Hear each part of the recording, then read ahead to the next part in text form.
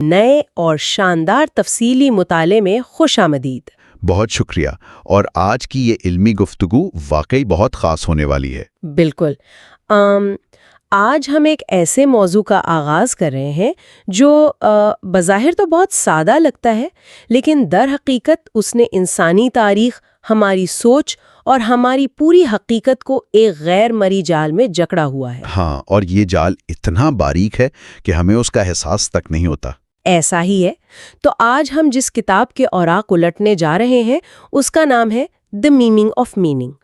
یہ سی کے اوگڈن اور آئی اے ریچرڈز کی مشترکہ کاوش ہے، اور میں یہ کہوں گی کہ اسے صرف ایک کتاب کہنا شاید اس کے ساتھ زیادتی ہوگی۔ مطلب یہ ایک ایسا فکر انگیز شاہکار ہے جس نے 20ویں صدی میں زبان، سوچ اور حقیقت کو دیکھنے کا نظریہ ہی مکمل طور پر بدل کر رکھ دیا۔ جی، اور اس کتاب نے پہلی بار ان الجھنوں کو سائنسی بنیادوں پر سلجھانے کی کوشش کی جو صدیوں سے انسان کو اپنی ہی بنائی ہوئی زبان کے دھوکے میں مبتلا کیے ہوئے ہیں۔ لیکن اس سے پہلے کہ ہم اس گہرے تجزیے میں باقاعدہ داخل ہوں، ایک نہایت اہم اعلان دستبرداری شامل کرنا ضروری ہے۔ جی بالکل۔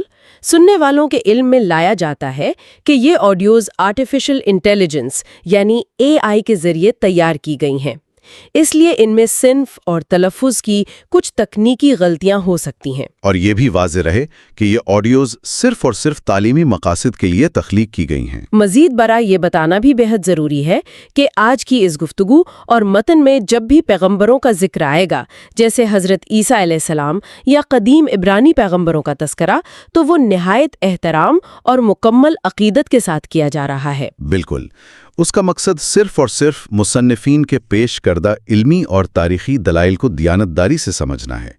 اس احتیاط کے ساتھ اس کتاب کا مطالعہ کرنا بہت ضروری ہے۔ صحیح۔ اوگڈن اور ریچرڈز نے جس موضوع پر قلم اٹھایا ہے وہ انسانی تاریخ کے سب سے پیچیدہ اور سنساس مسائل میں سے ایک ہے۔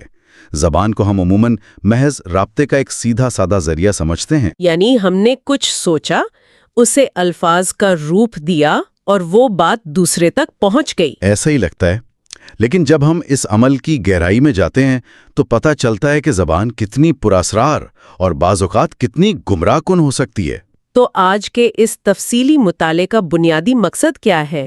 ہمارا مشن ہی یہی ہے کہ ہم یہ سمجھ سکیں کہ زبان ہماری سوچ پر کس طرح اثر انداز ہوتی ہے۔ ہم جو الفاظ روزمرہ زندگی میں نہایت اعتماد کے ساتھ استعمال کرتے ہیں وہ کیسے ہماری حقیقت کو مسخ کر سکتے ہیں، اور سب سے بڑھ کر یہ کہ علامتوں کا سائنسی مطالعہ آج کے دور کے انسان کے لیے کیوں ناگزیر ہو چکا ہے۔ چلیں اس بات کی تہ تک پہنچتے ہیں اور سب سے پہلے اس بنیادی غلط فہمی کو دور کرتے ہیں جو ہم سب کے ذہنوں میں کہیں نہ کہیں لاشعوری طور پر موجود ہوتی ہے۔ جی، وہ کون سی غلط فہمی؟ بچپن سے ہی ہمیں یہ سکھایا جاتا ہے کہ ہم جو الفاظ بولتے ہیں ان کا براہ راست تعلق اس چیز سے ہوتا ہے جس کے بارے میں ہم بات کر رہے ہیں۔ یعنی ایک عام انسان یہی سمجھتا ہے کہ جب وہ لفظ درخت ادا کرتا ہے تو لفظ درخت اور باہر باغ میں کھڑے ہوئے اصل درخت کے درمیان کوئی سیدھا اور قدرتی رشتہ موجود ہے۔ ہاں، عام طور پر یہی سمجھا جاتا ہے کہ وہ لفظ اسی درخت کی نمائندگی کر رہا ہے۔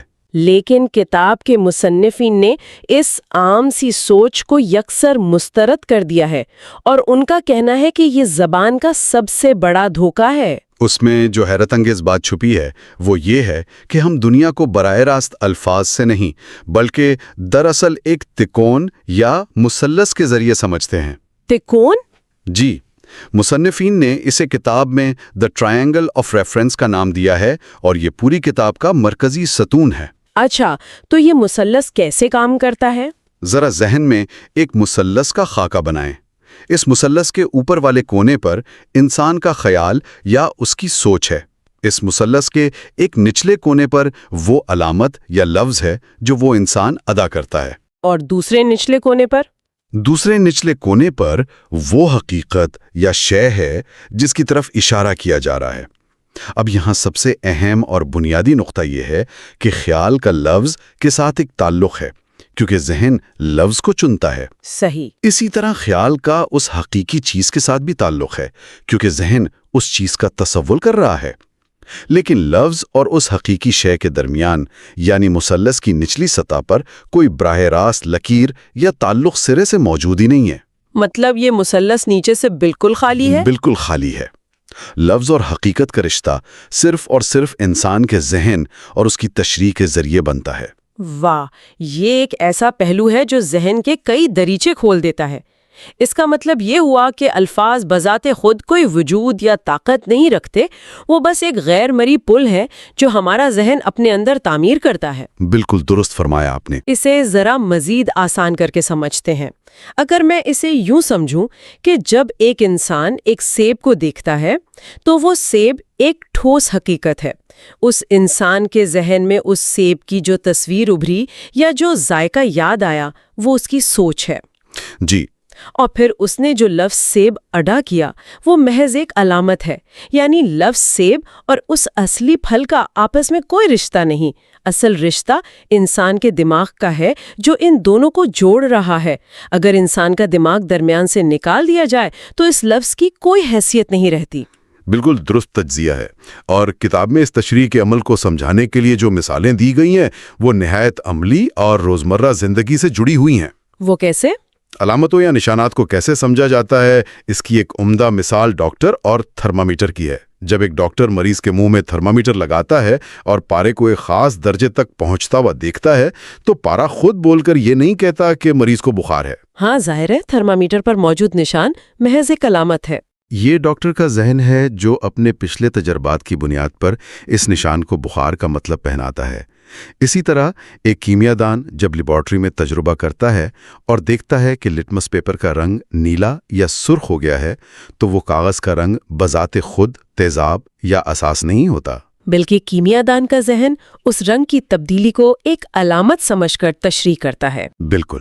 اور اگر ہم اسے تاریخ اور انسانی عقائد کے حوالے سے دیکھیں تو کتاب میں ایک عبرانی پیغمبر کی بڑی خوبصورت اور قابل احترام مثال پیش کی گئی ہے۔ جی، اس کا تذکرہ نہایت عقیدت کے ساتھ کیا گیا ہے۔ وہ آسمان پر محض ایک چھوٹے سے سیاہ بادل کو ابھرتا ہوا دیکھتے ہیں اور اس بادل کو دیکھ کر یہ پیشگوئی کرتے ہیں کہ ایک زبردست بارش ہونے والی ہے۔ بادل تو صرف پانی کے بخارات کا ایک مجموعہ ہے، اس نے بارش کا اعلان نہیں کیا۔ لیکن مشاہدہ کرنے والے ذہن نے اس علامت کی تشریح کر لی۔ ان تمام صورتوں میں خواہ وہ تھرمامیٹر ہو، لٹمس پیپر ہو یا آسمان کا بادل، یہ تمام چیزیں خود سے کوئی معنی نہیں رکھتی، بلکہ انہیں دیکھنے والا ذہن انہیں ایک معنی پہنا رہا ہے۔ اور اسی بات کو مزید پختہ کرنے کے لیے مصنفین گھاس کاٹنے والی مشین یعنی لان موور کی ایک بڑی شاندار اور سادہ سی مثال دیتے ہیں۔ ہاں، وہ مثال بہت واضح ہے۔ ہم عام بول چال میں اکثر یہ جملہ استعمال کرتے ہیں کہ اس مشین نے باغ کی گھاس کاٹ دی۔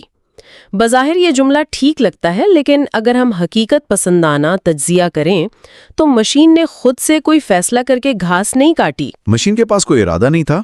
حقیقت یہ ہے کہ باغبان نے اپنے مقصد کے لیے اس مشین کو استعمال کرتے ہوئے گھاس کاٹی ہے۔ زبان اور الفاظ کے معاملے میں بھی بالکل ایسا ہی ہوتا ہے۔ یعنی الفاظ گھاس کاٹنے والی مشین کی طرح ہیں؟ جی، وہ خود سے کوئی معنی نہیں دیتے۔ الفاظ تو صرف وہ آلے ہیں جنہیں انسان کی سوچ استعمال کرتی ہے۔ جب عام طور پر یہ کہا جاتا ہے کہ اس لفظ کا یہ مطلب ہے تو دراصل ایک مختصر راستہ اختیار کیا جا رہا ہوتا ہے۔ تو تکنیکی اعتبار سے درست جملہ کیا ہونا چاہیے؟ درست جملہ یہ ہونا چاہیے کہ اس لفظ کو استعمال کرنے والا شخص اس لفظ کے ذریعے اس خاص معنی کی طرف اشارہ کر رہا ہے۔ اگر زبان کا یہ بنیادی فرق سمجھ لیا جائے تو معاشرے میں رابطے کی آدھی غلط فہمیاں ویسے ہی ختم ہو جائیں۔ یہاں ایک انتہائی دلچسپ موڑ آتا ہے جب ہم یہ تسلیم کر لیتے ہیں کہ الفاظ اور حقیقت کے درمیان یہ براہ راست تعلق نہیں ہے تو اس کا ایک بہت خطرناک پہلو بھی سامنے آتا ہے۔ وہ خطرناک پہلو کیا ہے؟ اس کا مطلب ہے کہ الفاظ کے ذریعے کسی کو بھی بڑی آسانی سے دھوکہ دیا جا سکتا ہے۔ جب انسان یہ مان لیتا ہے کہ الفاظ ہی مکمل حقیقت ہیں تو اسے گمراہ کرنا بہت آسان ہو جاتا ہے۔ بالکل۔ مصنفین نے اس پہلو پر الفاظ کا دھوکہ کے عنوان سے بڑی تفصیلی بحث کی ہے۔ کتاب میں لیمن ایبٹ نامی ایک امریکی پادری کی مثال دی گئی ہے جو یہ واضح کرتی ہے کہ کس طرح پرانے متن اور الفاظ کو بالکل نئے مقاصد کے لیے موڑا جا سکتا ہے۔ یہاں ہم سننے والوں کے لیے یہ واضح کرتے چلیں کہ اس واقعے کا تذکرہ مکمل غیر جانبداری سے کسی بھی مذہبی، معاشی یا سیاسی نظریے کی حمایت یا مخالفت کے بغیر کیا جا رہا ہے۔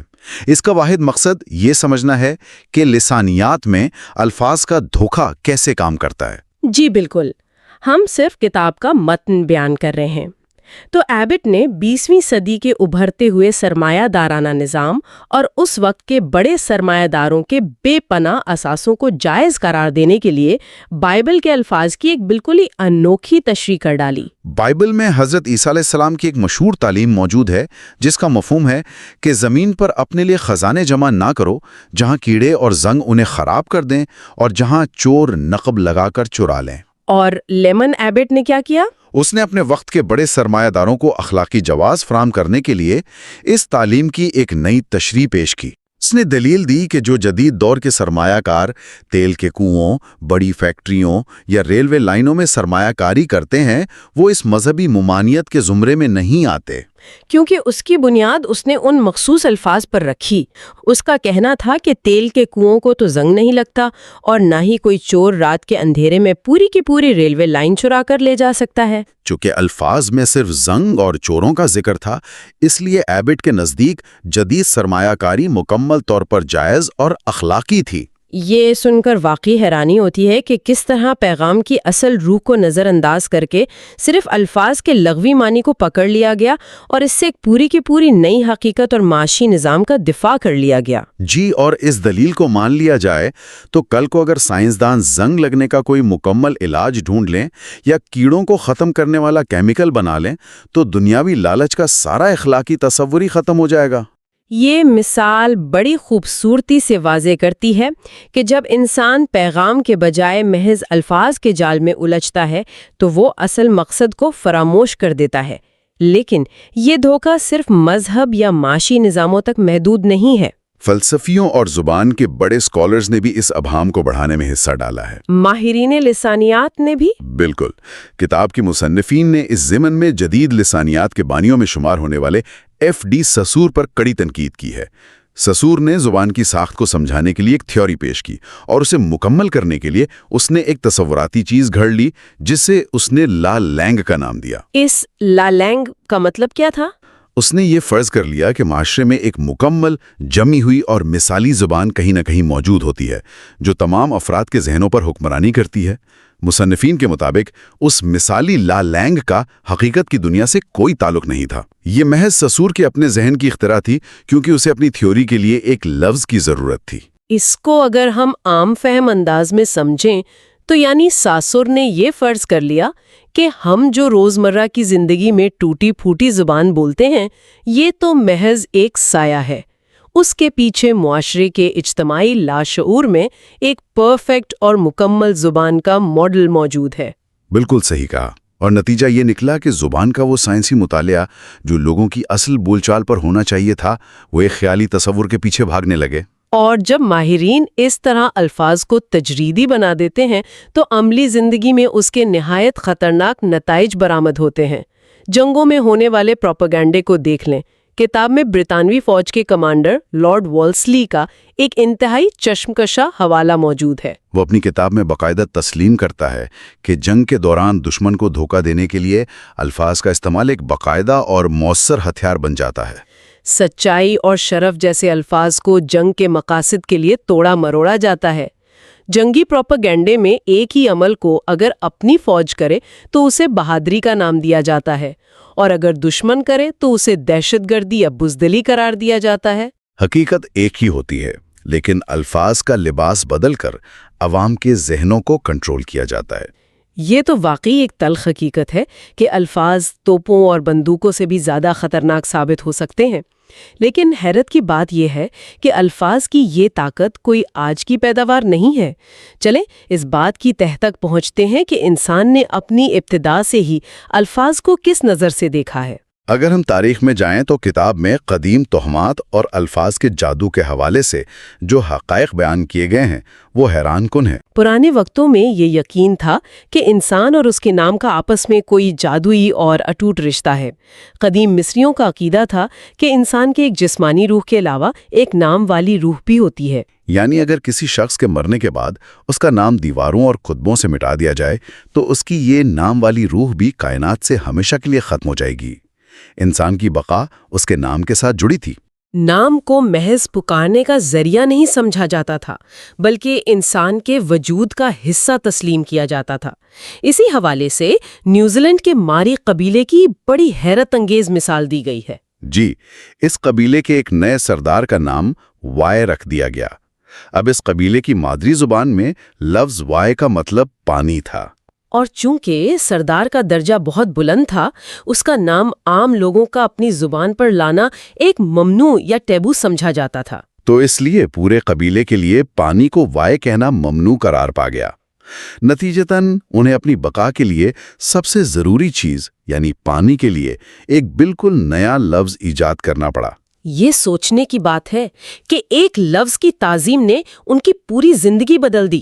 ذرا تصور کریں کہ ہم جس معاشرے میں رہتے ہیں وہاں اچانک پانی کے لیے استعمال ہونے والے لفظ پر پابندی لگ جائے، کتنا بڑا بحران پیدا ہو جائے گا۔ اسی طرح دیوتاؤں کے خفیہ ناموں کا تصور بھی بکثرت پایا جاتا تھا۔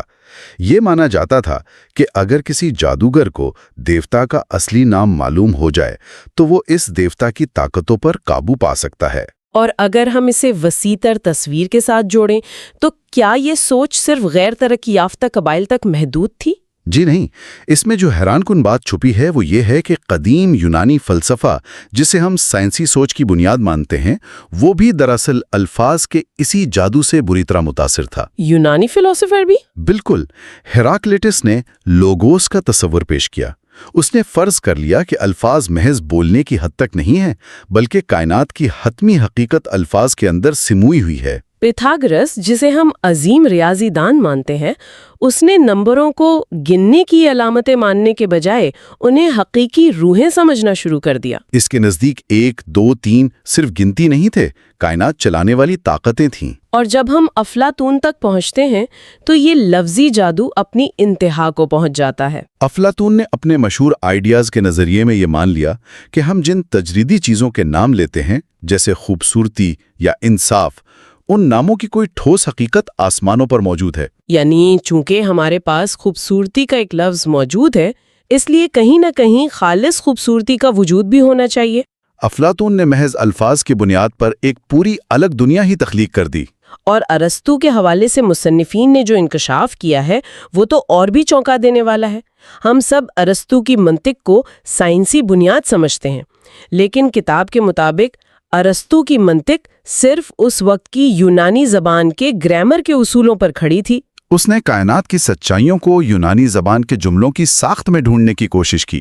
جو چیز یونانی قاعدے میں فٹ نہیں بیٹھتی تھی وہ اسے سچائی ماننے سے انکار کر دیتا تھا۔ یہ ایسا ہی ہے کہ کوئی سمجھے کائنات کے تمام راز اس کی مادری زبان کے قواعد میں چھپے ہیں۔ یہ بات تو وہ سب کچھ بدل کر رکھ دیتی ہے جو ہم نے آج تک پڑھا ہے، لیکن کیا جدید انسان اس لفظی جادو سے باہر نکل آیا؟ بدقسمتی سے ایسا نہیں ہوا۔ جدید دور کے مفکر جیسے برٹرنڈ رسل اکثر الفاظ کی بھول بھلائیوں میں کھو کر ایسی خیالی کائناتوں کی تخلیق کر لیتے ہیں جن کا اصل دنیا میں کوئی وجود نہیں ہوتا۔ کتاب میں اس کے لیے ایک خاص اصطلاح استعمال کی گئی ہے نا؟ جی، ریگنانو نے ایک شاندار اصطلاح استعمال کی ہے جسے وہ لفظی خول کہتا ہے۔ جس طرح ایک کیکڑے کے اوپر ایک سخت خول ہوتا ہے، اسی طرح فلسفے اور مابعد الطبیعت کے ماہرین مشکل اور پراسرار الفاظ کا ایک خول بنا لیتے ہیں۔ جب ان کے نظریات میں کوئی خامی پیدا ہوتی ہے تو وہ ان مشکل الفاظ کی آڑ میں چھپ جاتے ہیں تاکہ کوئی عام انسان سوال نہ کر سکے۔ یہ الفاظ کا وہ جدید جادو ہے جس کے ذریعے وہ اپنی خامیوں کو علم کی گہرائی بنا کر پیش کرتے ہیں۔ اس لفظی خول کو ہم آج کی کارپوریٹ دنیا میں بھی دیکھ سکتے ہیں۔ جب کسی کمپنی نے ملازموں کو نکالنا ہوتا ہے تو وہ یہ نہیں کہتے کہ ہم لوگوں کو بے روزگار کر رہے ہیں، بلکہ وہ ڈاؤن سائزنگ یا رائٹ سائزنگ جیسے الفاظ کا خول پہن لیتے ہیں۔ اس سے تلخ حقیقت چھپ جاتی ہے۔ تو اس سب کا اصل مطلب کیا ہے؟ ایک عام انسان جو خبریں سنتا ہے، زندگی گزار رہا ہے، اس کے لیے اتنی پرانی باتوں کا کیا فائدہ ہے؟ اسے اس بات کی فکر کیوں ہونی چاہیے کہ افلاطون نے کیا کہا تھا؟ یہاں ایک بہت اہم سوال جنم لیتا ہے۔ کتاب کے مصنفین سمجھاتے ہیں کہ الفاظ کی طاقت ہماری زندگی کی سب سے بڑی قدامت پسند قوت ہے۔ ہم 21ویں صدی میں رہ رہے ہیں، لیکن ہم جو علامتیں استعمال کر رہے ہیں یہ طریقہ ہم نے غاروں کے دور میں سیکھا تھا۔ آج بھی جب ہم کسی سیاستدان کی جذباتی تقریر سنتے ہیں تو ہمیں انہیں پرانے الفاظ کے جادو کے ذریعے بے وقوف بنایا جاتا ہے۔ اگر علم کو درست طور پر سمجھنا ہے اور پروپیگنڈے سے بچنا ہے تو ذہن نشین کرنا ہوگا کہ الفاظ بذات خود کوئی سچائی نہیں ہے۔ سیاست اور میڈیا میں الفاظ صرف جذبات کو ابھارنے والی میوزک کا کام کرتے ہیں۔ وہ انسان کے اندر غصہ یا خوشی پیدا کرنے کے لیے ایک آلے کے طور پر استعمال ہوتے ہیں، حقیقت بیان کرنے کے لیے نہیں۔ یہ سننے والوں کے لیے ایک زبردست سبق ہے۔ بالکل۔ جب تک ہم لفظ اور اس کے پیچھے چھپی حقیقت کے فرق کو نہیں سمجھیں گے، ہم جھوٹی خبروں کے غلام رہیں گے۔ آج کے اس تفصیلی مطالعے کا نچوڑ یہی ہے کہ الفاظ، حقیقت اور ہماری سوچ کے درمیان فرق کو پہچاننا ہی باشعور انسان بننے کی پہلی سیڑھی ہے۔ ہمیں الفاظ کے سحر سے نکل کر اس مثلث کے خالی حصے کو دیکھنا ہوگا، اور اگر اس علمی گفتگو کے بعد ہم ایک لمحے کے لیے سوچیں تو ایک ایسا خیال ابھرتا ہے جو انسانی عقل کو حیران کر دیتا ہے۔ وہ کیا؟ چونکہ ہماری پوری حقیقت، ہماری سوچ کا دائرہ صرف ان الفاظ تک محدود ہے جو ہم استعمال کرتے ہیں، تو یہ غور طلب بات ہے کہ کیا اس کائنات میں ایسی بے شمار اور عظیم سچائیاں موجود نہیں ہوں گی جنہیں ہم صرف اس لیے نہیں دیکھ پاتے کیونکہ ان کو بیان کرنے کے لیے انسان نے آج تک کوئی لفظ ایجاد نہیں کیا؟ کیا ہم محض الفاظ کی کمی کی وجہ سے کائنات کی کسی بہت بڑی حقیقت سے اندھے تو نہیں ہیں؟ یہ واقعی ایک ایسا گہرا سوال ہے جو انسان کو اپنی دنیا کو ایک نئے زاویے سے دیکھنے پر مجبور کر دیتا ہے۔ بالکل۔ کیا ہمارے الفاظ نے ہماری لامحدود دنیا کو ایک ڈبے میں بند کر دیا ہے؟ سامعین کے لیے یہ ایک ایسا فکر انگیز سوال ہے جسے ذہن میں رکھنا چاہیے۔ ہم اگلا باب اگلے حصے میں جاری رکھیں گے۔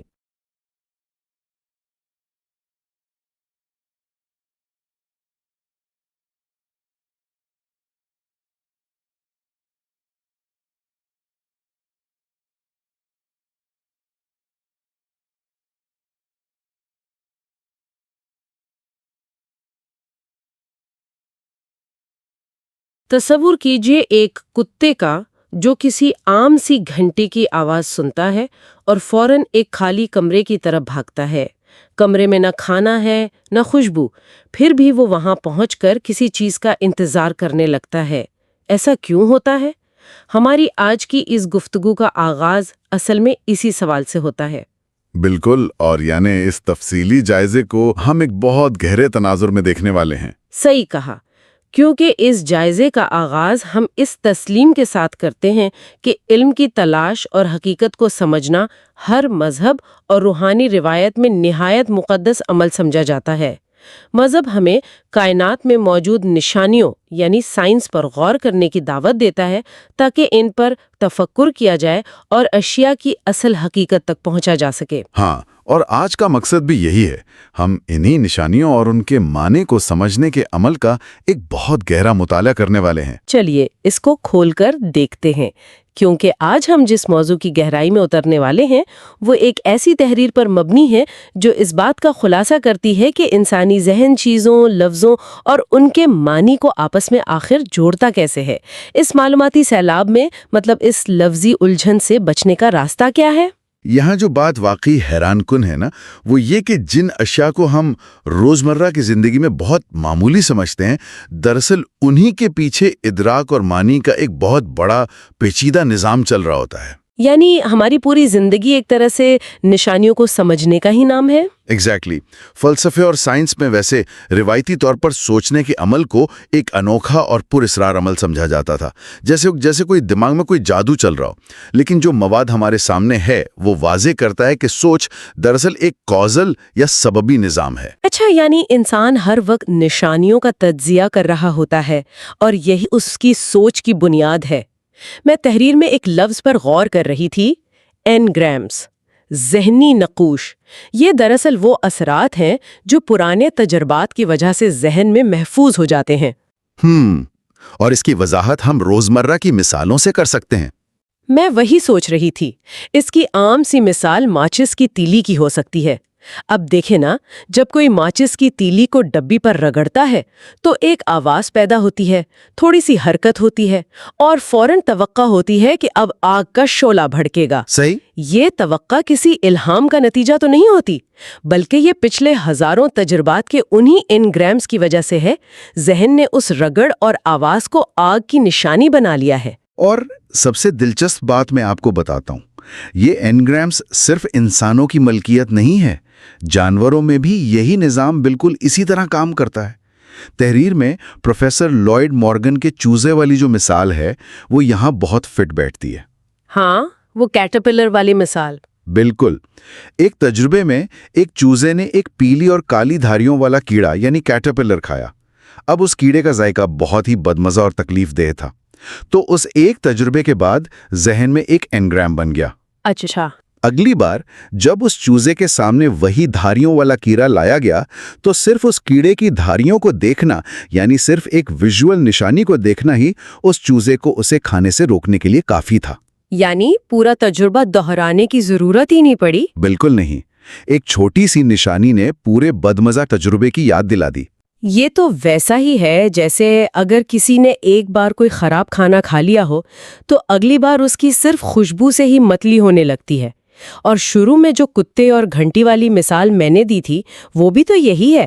کتا جب کھانے کی گھنٹی سنتا ہے تو ڈائننگ روم میں بھاگتا ہے، حالانکہ وہاں ابھی کھانے کی کوئی نشانی موجود نہیں ہوتی۔ وہ گھنٹی کی آواز کو کھانے کی آمد کے ساتھ جوڑ لیتا ہے۔ یہاں ایک ایکسٹرنل کانٹیکسٹ یعنی باہر کا ماحول جیسے گھنٹی کی آواز، اور ایک سائیکولوجیکل کانٹیکسٹ یعنی ذہنی نظام جس میں پرانی یادیں اور بھوک شامل ہیں، یہ آپس میں جڑ جاتے ہیں۔ لیکن رکیے، یہاں آ کر مجھے تھوڑی سی الجھن ہو رہی ہے۔ یہ سب سن کے سوال اٹھتا ہے کہ کیا ہم واقعی دنیا کی چیزیں براہ راست دیکھتے ہیں؟ جیسے ابھی اگر اس سامنے رکھی میز کی طرف دیکھا جائے تو کیا واقعی میز نظر آ رہی ہے؟ یہی تو پوائنٹ ہے۔ کیونکہ ہیلم ہولٹس کا جو حوالہ اس تحریر میں دیا گیا ہے وہ تھوڑا عجیب لگتا ہے۔ وہ کہتے ہیں کہ ہم واقعی میں میز نہیں دیکھتے، بلکہ روشنی، ہوا اور سطح سے ٹکرا کر آنے والی نشانیوں کو آنکھ اور ذہن مل کر میز کے طور پر انٹرپریٹ کرتے ہیں۔ لیکن اگر میں اس میز پر زور سے مکہ ماروں تو ہاتھ میں درد ہوگا۔ درد تو کوئی نشانی نہیں، وہ تو ایک ٹھوس حقیقت ہے۔ تو پھر یہ کیسے کہا جا سکتا ہے کہ ہم صرف نشانیاں دیکھتے ہیں؟ یہ بہت عمدہ سوال ہے، اور یہی فلسفہ اور سائنس کا ایک بہت پرانا مسئلہ رہا ہے۔ دیکھیں، یہاں فزیکل میٹر یعنی ٹھوس مادہ اور پرسیپشن یعنی ادراک کا فرق سمجھنا ضروری ہے۔ جب ہاتھ میز پر لگتا ہے تو ٹھوس مادہ ضرور موجود ہے جو ریزسٹنس پیدا کرتا ہے، جس سے درد ہوتا ہے۔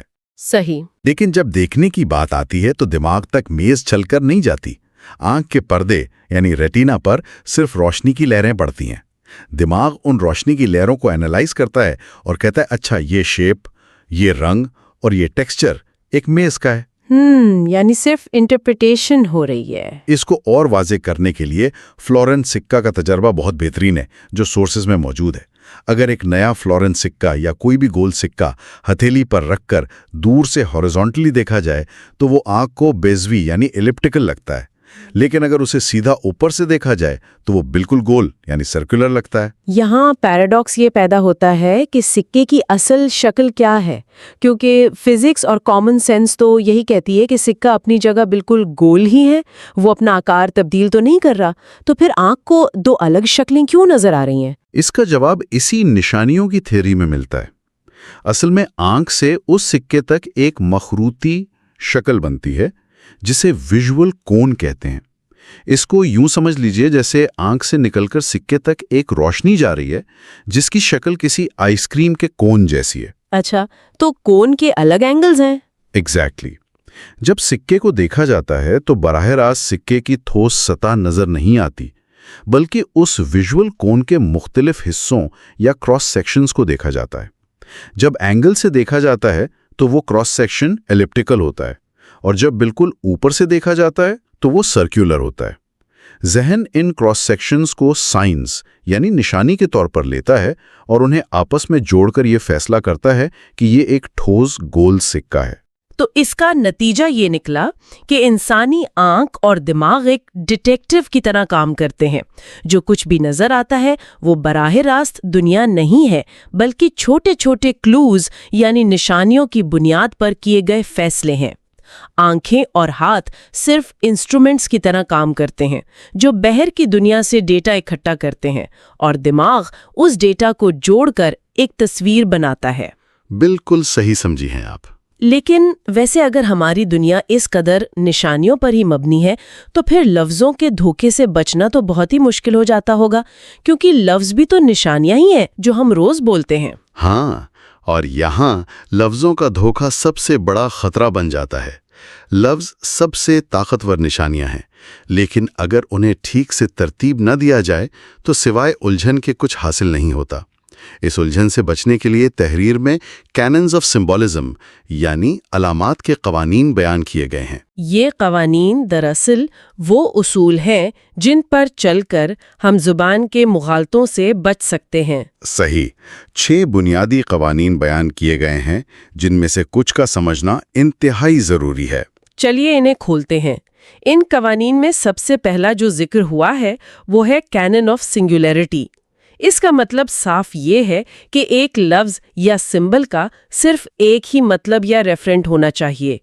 اگر ایک لفظ کے 2 بالکل الگ مطلب ہوں گے تو بحث میں ہمیشہ غلط فہمی پیدا ہوگی۔ ایسے لفظوں کی بہت سی مثالیں ہیں۔ جیسے انگریزی لفظ ٹاپ، یہ پہاڑ کی چوٹی کے لیے بھی استعمال ہوتا ہے اور گھومنے والے لٹو کے لیے بھی۔ اگر اس ایمبیگوٹی کو ختم نہ کیا جائے تو بات آگے نہیں بڑھ سکتی۔ اس کے بعد ایک اور بہت اہم قانون آتا ہے جسے کینن آف ایکسپینشن کہتے ہیں۔ روزمرہ کی گفتگو میں الفاظ اکثر سکڑے ہوئے یا کانٹریکٹڈ ہوتے ہیں۔ ہم وقت بچانے کے لیے ادھوری باتیں کرتے ہیں۔ مثال کے طور پر اگر کوئی کہے کہ ہیملیٹ پاگل تھا، اب لاجیکلی یہ ایک ادھورا اور سکڑا ہوا جملہ ہے۔ مطلب سوال اٹھتا ہے کہ کیا ہیملیٹ اس ناٹک کی کہانی کے اندر پاگل تھا، یا جس اداکار نے اس ناٹک میں حصہ لیا وہ سچ میں پاگل تھا، یا کسی خاص ترجمے کی بات ہو رہی ہے؟ جب تک اس جملے کو کھول کر بیان نہیں کیا جائے گا، یعنی اسے ایکسپینڈ نہیں کیا جائے گا، تب تک اس پر ٹھیک سے بحث نہیں ہو سکتی۔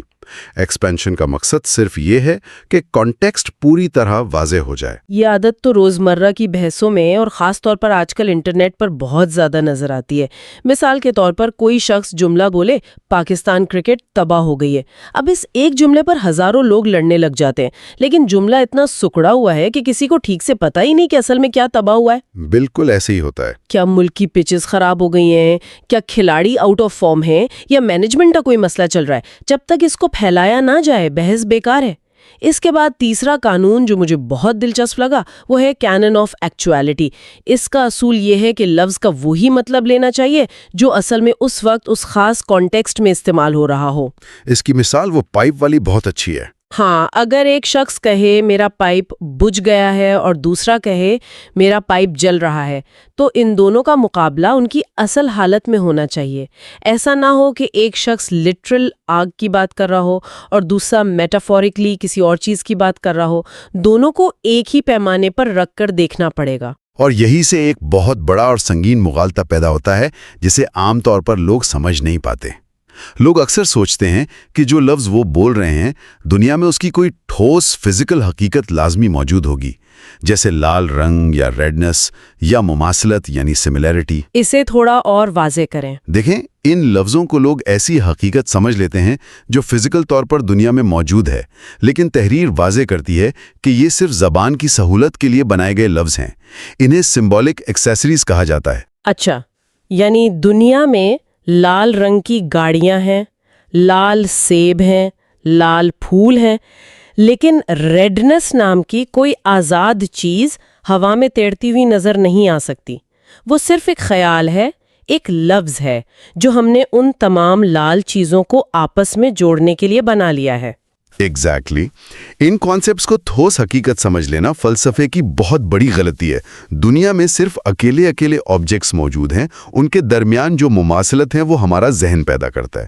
جب لوگ ان ایبسٹریکٹ کانسیپٹس کو ٹھوس چیزیں سمجھنے لگتے ہیں تو زبان کا اصل مقصد فوت ہو جاتا ہے۔ تو اس سب کا مقصد کیا ہوا؟ اگر لفظ اتنے دھوکہ باز ہیں اور ذہن میں ایسے خیالات ڈالتے ہیں جو دنیا میں فزیکلی موجود ہی نہیں، تو اس ساری بات چیت کو فائدہ مند کیسے بنایا جا سکتا ہے؟ یہاں بات آتی ہے تھیوری آف ڈیفینیشن، یعنی تعریف کے فن کی طرف۔ بالکل۔ اس تحریر کا اصرار ہے کہ ہمیں چیزوں کی نہیں بلکہ لفظوں کی تعریف کرنی چاہیے، کیونکہ چیزیں تو ویسی ہی ہیں جیسی ہیں، مسئلہ تو لفظوں کا ہے۔ جب کسی لفظ کو ڈیفائن کیا جاتا ہے تو اصل میں ایک لفظ کی جگہ دوسرا آسان لفظ استعمال کیا جا رہا ہوتا ہے تاکہ سننے والا بات سمجھ سکے۔ یہی ڈیفینیشن کی بنیاد ہے۔ ڈیفینیشن ہمیشہ ایڈ ہاک ہوتی ہے، یعنی کسی خاص مقصد اور کسی خاص کنٹیکسٹ کے لیے تشکیل دی جاتی ہے۔ किसी भी लफ्ज़ को समझाने के लिए ऐसी आम मिसालों से शुरुआत करनी चाहिए जो सबके लिए काबिल फ़हम हो। हाँ, तहरीर में इसके कुछ आम रास्ते या राउट्स ऑफ डेफिनेशन बयान किए गए हैं। पहला रास्ता मुमासलत या सिमिलैरिटी का है। अगर किसी नई चीज को समझाना हो तो आम तौर पर कहा जाता है ये चीज बिल्कुल उस जैसी है। और दूसरा रास्ता वक्त और जगह के हवाले से तारीफ करने का है। जैसे अगर कल की तारीफ करनी हो तो कहा जाएगा कल आज से पहले आने वाला दिन है। ये टाइम और स्पेस का रेफरेंस हो गया। एक और बड़ा दिलचस्प रास्ता कॉजेशन या वजह का भी बताया गया है। जैसे अगर कोई पूछे कि थंडर क्या होता है तो उसे बताया जाता है कि बादलों में बिजली चमकने की वजह से हवा के दबाव से जो गड़गड़ाहट की आवाज आती है उस आवाज को थंडर कहते हैं। यहाँ उस आवाज को उसकी पैदा होने की वजह से डिफाइन किया गया है। लेकिन दुख की बात यह है कि आम जिंदगी में लोग इन प्रॉपर डेफिनेशंस का सहारा लेने के बजाय सब्टरफ्यूजेस यानी लफ्जी धोखे ज्यादा इस्तेमाल करते हैं, खास तौर पर बहसों और टॉक शोज में। इन धोखों को तहरीर ने बहुत खूबसूरती से कैटेगराइज किया है। ये लफ्जी धोखे वाकई किसी भी मुकालमे को बेमकसद कर देते हैं। इनमें सबसे पहला और आम धोखा है फोनेटिक सब्टरफ्यूज। इसमें होता यह है कि सिर्फ लफ्ज़ों की आवाज़, स्पेलिंग या उनका वजन एक जैसा होने की वजह से लोग समझ लेते हैं कि इनका लॉजिक भी एक जैसा होगा। जैसे वो अंग्रेजी के दो लफ्ज़ हैं। हाँ, विजिबल और डिज़ायरेबल। विजिबल का मतलब है वो चीज़ जो देखी जा सके। अब लोग इसी वजन पर सोचते हैं कि डिज़ायरेबल का मतलब होगा वो चीज़ जो चाही जा सके। हालांकि फ़लसफ़े में डिज़ायरेबल का मतलब अक्सर ये लिया जाता है कि जिसे चाहा जाना चाहिए, यानी जिसमें कोई इखलाकी भलाई हो। सिर्फ आवाज़ मिलने से उनका बुनियादी लॉजिक एक नहीं हो जाता। ये वाकई एक बहुत ही सटल धोखा है। लेकिन दूसरा धोखा जो मुझे समझ आया वो हमारी सियासी और समाजी बहसों में बहुत आम है। इसे हाइपोस्टैटिक सब्टरफ्यूज कहा गया है। ये बहुत खतरनाक है वैसे, है ना? इसमें लोग आज़ादी, जमहूरियत, इंसाफ या इज्जत जैसे एब्स्ट्रैक्ट लफ्ज़ों को ऐसी ठोस चीज़ें या एंटिटीज समझकर बहस करने लगते हैं जैसे ये कोई तिजोरी में रखने वाली चीज़ें हों। लोग भूल जाते हैं कि ये सिर्फ कंसेप्ट्स हैं, हवाले हैं, ना कि कोई फिजिकल ऑब्जेक्ट्स जिन्हें छुआ जा सके। और यहाँ ज़रूरी है कि हम एक बात वाज़े कर दें। बिल्कुल, यहाँ हमारा मकसद किसी खास सियासी नज़रिए को ठीक या गलत कहना नहीं है, बल्कि उस ज़बान का तज्जिया करना है जो दोनों तरफ इस्तेमाल होती है। जब अलग अलग ख्यालात के लोग इन लफ्ज़ों पर लड़ते हैं तो दरअसल वो हवा में तलवारें चला रहे होते हैं, जब तक कि वो इन अल्फाज को प्रैक्टिकल ऑपरेशंस और मिसालों से डिफाइन ना करें। और इस फहरिस्त में तीसरा और शायद सबसे ज़्यादा उलझन पैदा करने वाला धोखा है यूट्रोविक्स्टिक सब्टरफ्यूज। इसका सीधा सा मतलब है एक ही लफ्ज को एक ही वक्त में दो मुख्तलिफ माने में इस्तेमाल करना और खुद भी धोखे में रहना। मिसाल के तौर पर लफ्ज खूबसूरती, ये बहुत आम है। अक्सर बहस के दौरान लोग ब्यूटी को किसी ठोस चीज की खासियत के तौर पर बयान कर रहे होते हैं। जैसे कहते हैं उस फूल में खूबसूरती मौजूद है, और ठीक उसी वक्त उसी लफ्ज को देखने वाले के अंदर पैदा होने वाले जज्बात के तौर पर भी इस्तेमाल कर लेते हैं। जैसे मुझे ये देखकर खूबसूरती का एहसास हो रहा है। एक तरफ वो ऑब्जेक्ट की बात कर रहे हैं, दूसरी तरफ अपने इंटरनल स्टेट की। इन दोनों को आपस में एक ही लफ्ज के तहत मिला देने से सिवाय कंफ्यूजन के और कुछ हासिल नहीं होता। और इस सब में मजे की बात यह है कि इन धोखों के अलावा भी कुछ अल्फाज ऐसे हैं जिन्हें तहरीर में खतरनाक अल्फाज का दर्जा दिया गया है, जिनमें से एक है इरिटेंस। ये वो अल्फाज हैं जो किसी बहस में वजाहत या इल्म के इजाफे के लिए नहीं बोले जाते, बल्कि इनका वाहिद मकसद दूसरे फरीक के जज्बात भड़काना, उन्हें गुस्सा दिलाना या उन्हें प्रोवोक करना होता है। और दूसरी किस्म है नोमैड्स या खाना बदोश अल्फाज।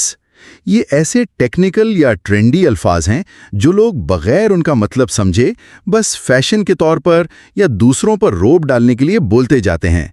इनका जहन में कोई मुस्तकिल ठिकाना या मानी नहीं होता, ये बस जुबान पर घूमते रहते हैं। यही सबब है कि किसी भी संजीदा मुकालमे में अगर ठीक से तारीफ और इन कवानीन का इस्तेमाल ना किया जाए तो फरकैन सिर्फ आवाजें निकाल रहे होते हैं, असल में कम्युनिकेशन नहीं कर रहे होते।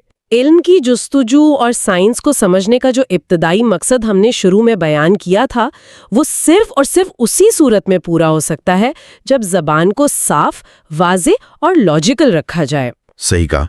ہر لفظ کا ریفرنٹ یعنی وہ ایگزیکٹلی کس چیز کی طرف اشارہ کر رہا ہے وہ دونوں طرف معلوم ہونا چاہیے۔ تو اگر اس پوری تفصیلی گفتگو کا نچوڑ نکالا جائے تو ساری بات یہاں آ کر ٹھہرتی ہے کہ دنیا تصورات اور نشانیوں کا ایک بے حد پیچیدہ جال ہے۔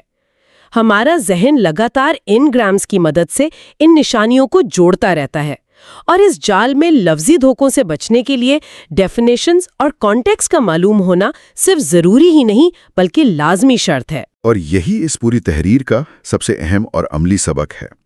انسان لفظوں کا غلام نہیں ہے، لفظ انسان کے آلات ہیں، ٹولز ہیں۔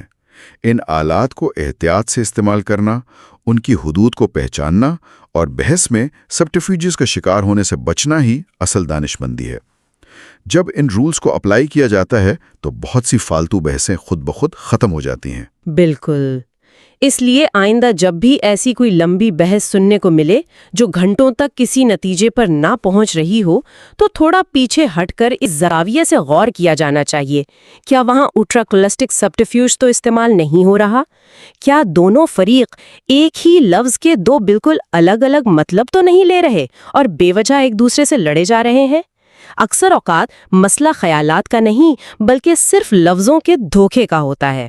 زبان کی ان باریکیوں کو سمجھنے کے بعد انسانی تعلقات، مکالمے اور یہاں تک کہ اپنے خود کے سوچنے کے عمل میں بہت وضاحت اور آسانی پیدا ہو سکتی ہے۔ تو یہاں ایک آخری فکریہ سوال چھوڑ کر اس گفتگو کو سمیٹتے ہیں۔ اگر ہمارا ہر لفظ، ہر سوچ اور ہر تصور صرف ہمارے اپنے ذاتی اور پرانے تجربوں یعنی ہمارے اپنے انگرامز کی ہی پیدائش ہے تو کیا یہ واقعی ممکن ہے کہ جب بات کی جائے تو دوسرے شخص کے ذہن میں ٹھیک وہی تصویر بن رہی ہو جو پہلے شخص کے ذہن میں ہے؟ یا ہم سب اپنے اپنے انگرامز کے بنائے ہوئے الگ الگ جزیروں پر بیٹھے ایک دوسرے کو صرف آوازیں دے رہے ہیں؟ علم اور معنی کی دریافت کا یہ سفر ایک مستقل عمل ہے۔ سیکھنے اور غور و فکر کرنے کا یہ سلسلہ یہاں ختم نہیں ہوتا۔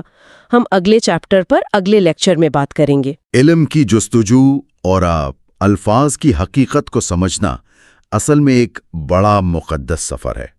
اگر ہم غور کریں تو صدیوں سے، چاہے وہ فلسفہ ہو، مذہب ہو یا روحانیات، الفاظ اور ان کے معنی کو ہمیشہ انتہائی احترام کی نظر سے دیکھا گیا ہے۔ ہاں بالکل، اور یہ مانا جاتا ہے کہ یہ الفاظ صرف آوازیں یا کاغذ پر کھینچی گئی لکیریں نہیں ہیں بلکہ یہ وہ ذریعہ ہیں جن کے ذریعے انسان حقیقت مطلق یعنی جو الٹیمیٹ ریالٹی ہے اس سے جڑنے کی کوشش کرتا ہے۔ صحیح کہا آپ نے، اور اسی مقدس اور فاتحانہ سوچ کے ساتھ ہم اس تفصیلی جائزے کا آغاز کر رہے ہیں۔ ہمارے پاس جو مواد ہے نا وہ آج دو اہم الجھنوں پر روشنی ڈالے گا۔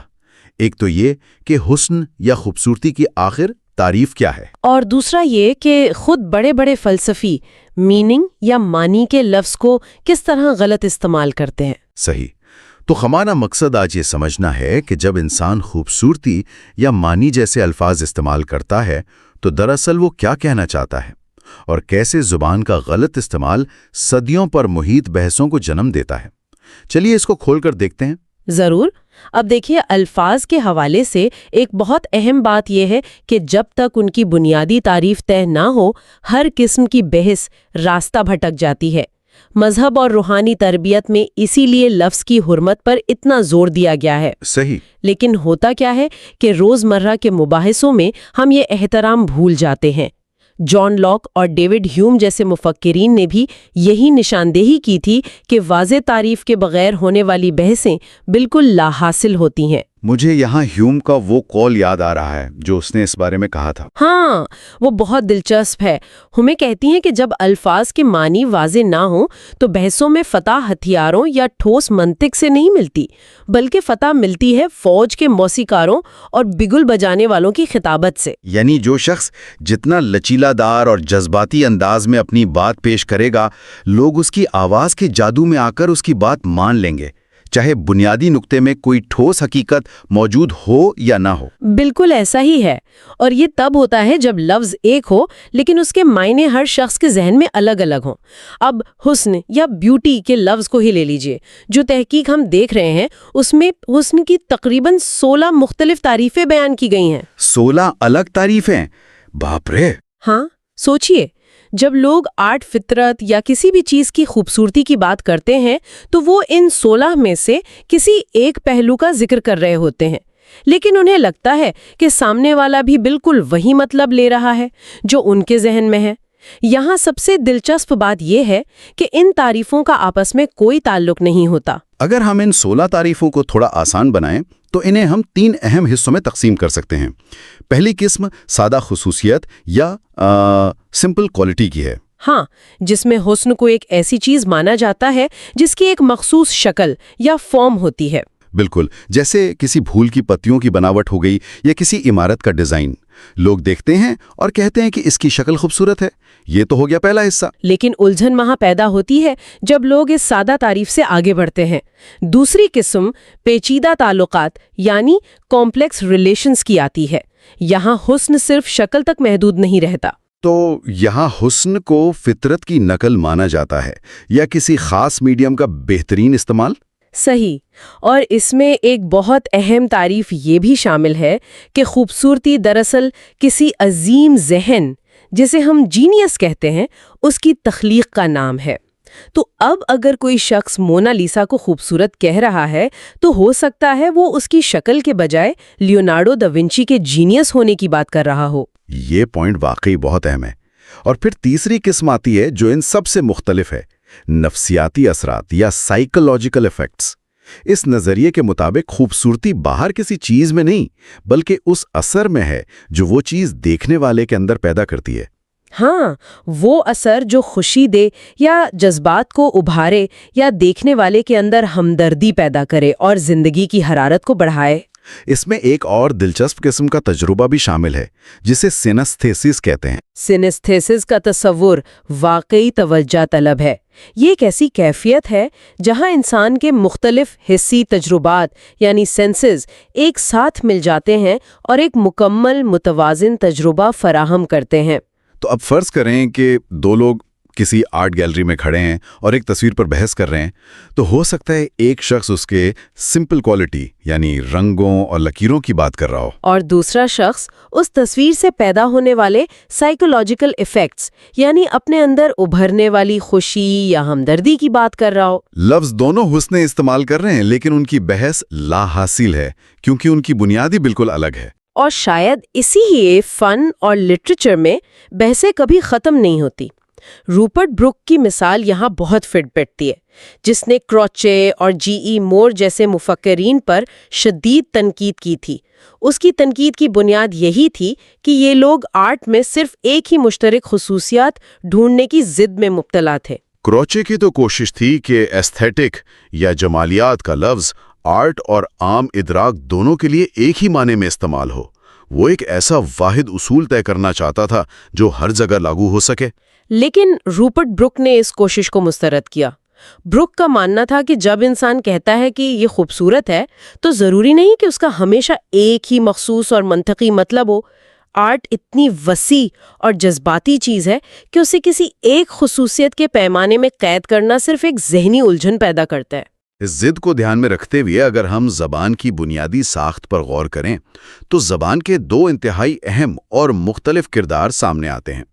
ایک حقیقی یا علمی استعمال جسے سمبولک کہا جاتا ہے اور دوسرا جذباتی یا تخلیقی استعمال جسے ایموٹیو کہتے ہیں۔ سمبولک استعمال کی سب سے آسان مثال ایسے دی جا سکتی ہے کہ آئیفل ٹاور کی اونچائی 900 فٹ ہے۔ یہ ایک ایسا جملہ ہے جسے پھیتا لے کر ناپا جا سکتا ہے۔ صحیح، یہ سچا یا جھوٹا ثابت کیا جا سکتا ہے۔ اس میں کسی کے جذبات کا تو کوئی عمل دخل نہیں ہے۔ بالکل نہیں۔ لیکن دوسری طرف جب کوئی شاعر کہتا ہے کہ شاعری ایک روح ہے، یہ پہاڑ مجھے اپنی طرف بلاتا ہے، تو وہ کوئی سائنسی معلومات یا فیکٹس تھوڑی دے رہا ہے۔ وہ دراصل سامنے والے کے اندر ایک خاص جذبہ یا رویہ بیدار کر رہا ہے۔ یہ زبان کا ایموشنل استعمال ہے، اور یہاں ایک ایسی بے تکی غلطی ہوتی ہے جو صدیوں سے انسانوں کو الجھا رہی ہے۔ لوگ ایموشنل زبان کو سمبولک پیمانوں پر پرکھنے کی کوشش کرتے ہیں۔ اگر اسی بات کو ہم مذہب اور روحانیت کے تناظر میں دیکھیں تو مسئلہ اور بھی واضح ہو جاتا ہے۔ ہاں، کیونکہ مذہب اور روحانی تربیت کا اصل مقصد ہمیں طبیعت یا کیمسٹری کے اصول سکھانا نہیں ہے۔ ان کی زبان کا ایک اپنا عظیم مقصد ہے، اور وہ مقصد ہے انسان کے اندر ایک انتہائی اہم اعلیٰ اور مناسب رویہ پیدا کرنا، جسے تحقیق میں فٹنگ ایٹیٹیوڈ کہا گیا ہے۔ صحیح۔ جب کسی مقدس آیات کی تلاوت ہوتی ہے یا کسی عظیم شاعر کا کلام سنایا جاتا ہے تو اس کا مقصد انسان کی روح کو بیدار کرنا ہوتا ہے، اسے اعلیٰ اخلاقی درجوں تک لے جانا ہوتا ہے، اور کائنات کے ساتھ ایک گہرا رابطہ پیدا کرنا ہوتا ہے۔ ان روحانی اور جذباتی تجربات کو کسی لیبارٹری کے منطقی پیمانوں پر پرکھنا بالکل ایسی ہی غلطی ہے جیسے کسی خوبصورت پینٹنگ کی قدر و قیمت کو میتھس کے فارمولے سے ثابت کرنے کی کوشش کرنا۔ یہ دونوں بالکل الگ دائنے ہیں۔ یہ سننے والوں کے لیے ایک بہت اہم پوائنٹ ہے۔ اس سے یہ نتیجہ نکلتا ہے کہ سچائی بھی کوئی ایک سیدھی لکیر نہیں ہے۔ سچائی بھی دو طرح کی ہوتی ہے۔ ہم جن سورسز کا جائزہ لے رہے ہیں انہوں نے اس الجھن کو سلجھانے کے لیے true_s اور true_e کی اصطلاحات استعمال کی ہیں۔ true_s وہ سائنسی سچائی ہے جسے ہم تجربہ گاہ میں ثابت کر سکتے ہیں، لیکن true_e ایک جذباتی، فنی یا روحانی سچائی ہے جسے ہم عام زبان میں سنسیئر یا کنونسنگ کہتے ہیں۔ یہی true_e دراصل وہ سچائی ہے جو فن اور روحانیت کی بنیاد ہے۔ جب ایک عظیم شاعر یا روحانی رہنما کچھ کہتا ہے تو اس کی سچائی true_s کی کسوٹی پر پوری اترے یا نہ اترے، اس کی سچائی true_e کی سطح پر ہوتی ہے۔ اس کا مقصد دلوں میں تسلیم اور احترام کا رویہ پیدا کرنا ہوتا ہے۔ اور جب ان دونوں سچائیوں کی حدود کو ملا دیا جاتا ہے تو بڑے پیمانے پر ذہنی اور فنی الجھنیں جنم لیتی ہیں۔ ڈی ایچ لارنس کی مثال یہاں بہت فٹ ہے، جب وہ سائنسدانوں سے اس بات پر چڑ جاتے تھے کہ سورج چاہے جو بھی ہو، یہ صرف آگ کا ایک گولا نہیں ہے۔ ڈی ایچ لارنس کو اصل میں یہ فکر تھی کہ سائنس کی true_s اس روحانی اور جذباتی لابط کو کھا جائے گی جو انسان کا سورج یا کائنات کے ساتھ ہے۔ سائنس کا آگ کا گولا کہنا حقیقت ہے، یعنی true_s ہے، لیکن لارنس اس کی true_e کو بچانے کی کوشش کر رہے تھے۔ کیونکہ انسان کے جذباتی تجربات کی جگہ سائنس نہیں لے سکتی۔ دونوں زبانیں الگ مقصد کے لیے ہیں، اور یہی وہ غلطی ہے جو صرف عام لوگوں سے نہیں ہوتی بلکہ بڑے بڑے مفکرین اور فلسفیوں سے بھی ہوتی ہے۔ اور اس چیز کو مواد کے دوسرے اہم حصے میں کھولا گیا ہے جہاں فلسفیوں کے میننگ یا معنی کے لفظ کے استعمال پر بحث کی گئی ہے۔ حیرت ہوتی ہے کہ ماہرین نفسیات اور فلسفی خود اس لفظ کو کس قدر اندھا دھند اور بغیر کسی واضح تعریف کے استعمال کرتے ہیں۔ ہاں، چیپٹر 8 اس حوالے سے بہت دلچسپ ہے۔ مائنڈ جرنل کے ایک سمپوزیم کا ذکر آتا ہے جہاں عنوان ہی تھا میننگ آف میننگ، یعنی معنی کے معنی۔ ایسے مباحثے میں لوگ امید کرتے ہیں کہ فلسفی کسی ایک مشترک نقطے پر پہنچیں گے، لیکن وہاں تو الٹا ہی حساب ہوا۔ ڈاکٹر شلر نے دعویٰ کیا کہ معنی تو دراصل ایک ذاتی یا پرسنل چیز ہے۔ ان کے مطابق کسی چیز کا کوئی مطلق معنی نہیں ہوتا، بلکہ معنی اس بات پر منحصر ہے کہ اسے کون معنی پہنا رہا ہے، یعنی meaning is what anyone means. اور اسی سمپوزیم میں برٹرنڈ رسل کا نقطہ نظر بالکل مختلف تھا۔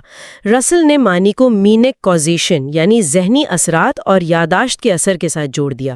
رسل کا کہنا تھا کہ الفاظ کا معنی دراصل وہ اثر ہے جو وہ ہماری یاداشت کے نتیجے میں پیدا کرتے ہیں۔ تو ایک طرف شلر کہنے ہیں کہ معنی ذاتی ہے اور دوسری طرف رسل اسے یادداشت کے نظام سے جوڑ رہے ہیں۔ نتیجہ یہ نکلا کہ سمپوزیم میں شامل ہر شخص ایک دوسرے کے دلائل کو سمجھنے سے بالکل قاصر رہا اور صرف تنقید کرتا رہا۔ صحیح بات ہے۔ ڈاکٹر شلر کو بعد میں یہ اعتراف کرنا پڑا کہ یہ سمپوزیم ایسی جگہ بن گیا تھا جہاں ہر کوئی ایک الگ نشانے پر تیر چلا رہا تھا اور ساتھ ہی ساتھ یہ شکایت بھی کر رہا تھا کہ دوسرے نے نشانہ خطا کر دیا ہے۔ یہ اس بات کی واضح دلیل ہے کہ جب الفاظ کے معنی واضح نہ ہوں تو بڑے سے بڑے فلسفی بھی اندھیرے میں تیر چلاتے ہیں۔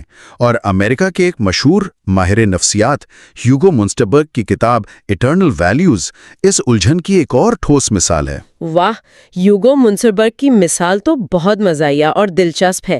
اس کتاب کا مطالعہ دکھاتا ہے کہ کیسے ایک دانشور لفظ کے جادو میں پھنس کر اس کا مقصد ہی کھو بیٹھتا ہے۔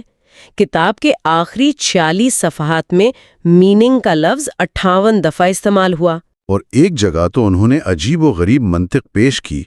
انہوں نے لکھا کہ آئیڈینٹیکل ریکرنس مینز ویلیو، अगर हम इसको खोलने की कोशिश करें तो इसका घूम फिर कर सीधा सा मतलब ये बनता है कि मानी का मानी ही मानी है या मीनिंग मीन्स मीनिंग।